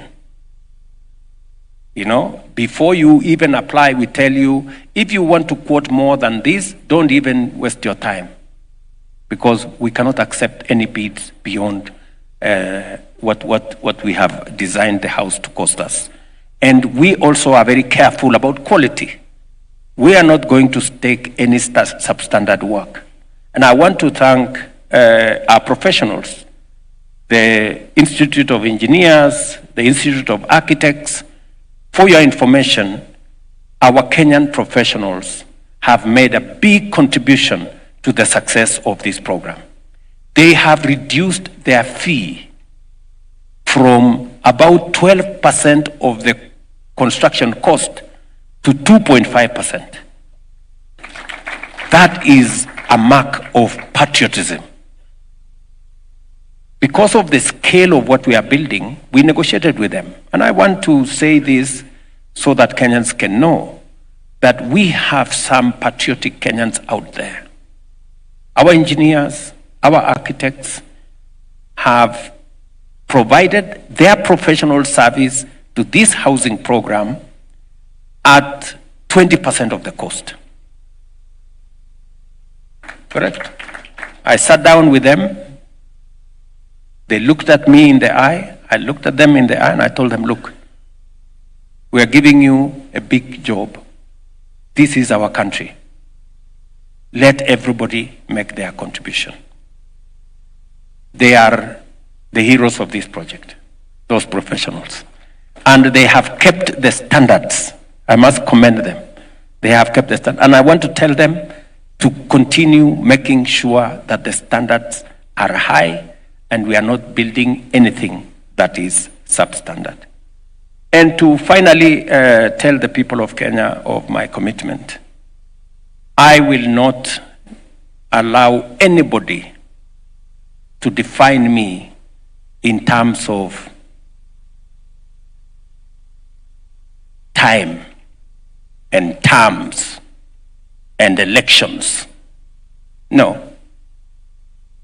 This project is not about how many terms you serve or how many, which elections come this way or that way. I want leadership in Kenya to be defined by how much impact we are making, how much transformation we are undertaking, and how good a foundation we are laying for generations to come. That is what Kenya should be defined. That is how leadership should be defined in Kenya. It's not how long you serve. It is not, all about those things. Is about how much of a difference are you making? How much of an impact are you making? How much transformation are we undertaking? And how solid a foundation are we building? Not for tomorrow, not for the next election, but for the next generation. That is my focus. And I want to encourage all of us as leaders to focus about the future. We have wasted a lot of time. We have wasted eternity chasing the next election, chasing the next most popular thing, and in the process, our country has suffered. We are going to change that trajectory by God's grace, and this country is going to go places. I am very happy to preside over the transformation of our country, and I want to encourage us to be part and parcel of this transformation. Asante sana, God bless you, and I wish you well. Thank you so much, Your Excellency. I also want to take this chance to thank the audience. Your Excellency, I don't know whether you checked, the people stayed put. It means that this conversation was hitting all the right points. Thank you so much for being patient. God bless you. I'm going to hand over back to Michael as I request the rest of the team to go down, and then Your Excellency, you can remain so that you can take the national anthem. Maybe before the team goes, Your Excellency, with your permission, if we can just take one photo. Allow me to invite the CS and Governor to join in this photo with His Excellency before we then conclude this particular session. And just for the sake of those who are remaining behind, the interactive sessions will be taking place after lunch, an hour after this. But for now, we'll take a photo, then call it a day with the anthem.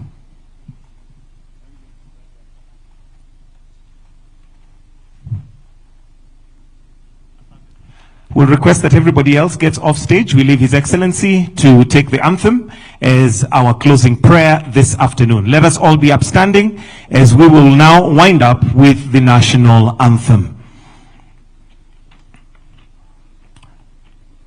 The anthem.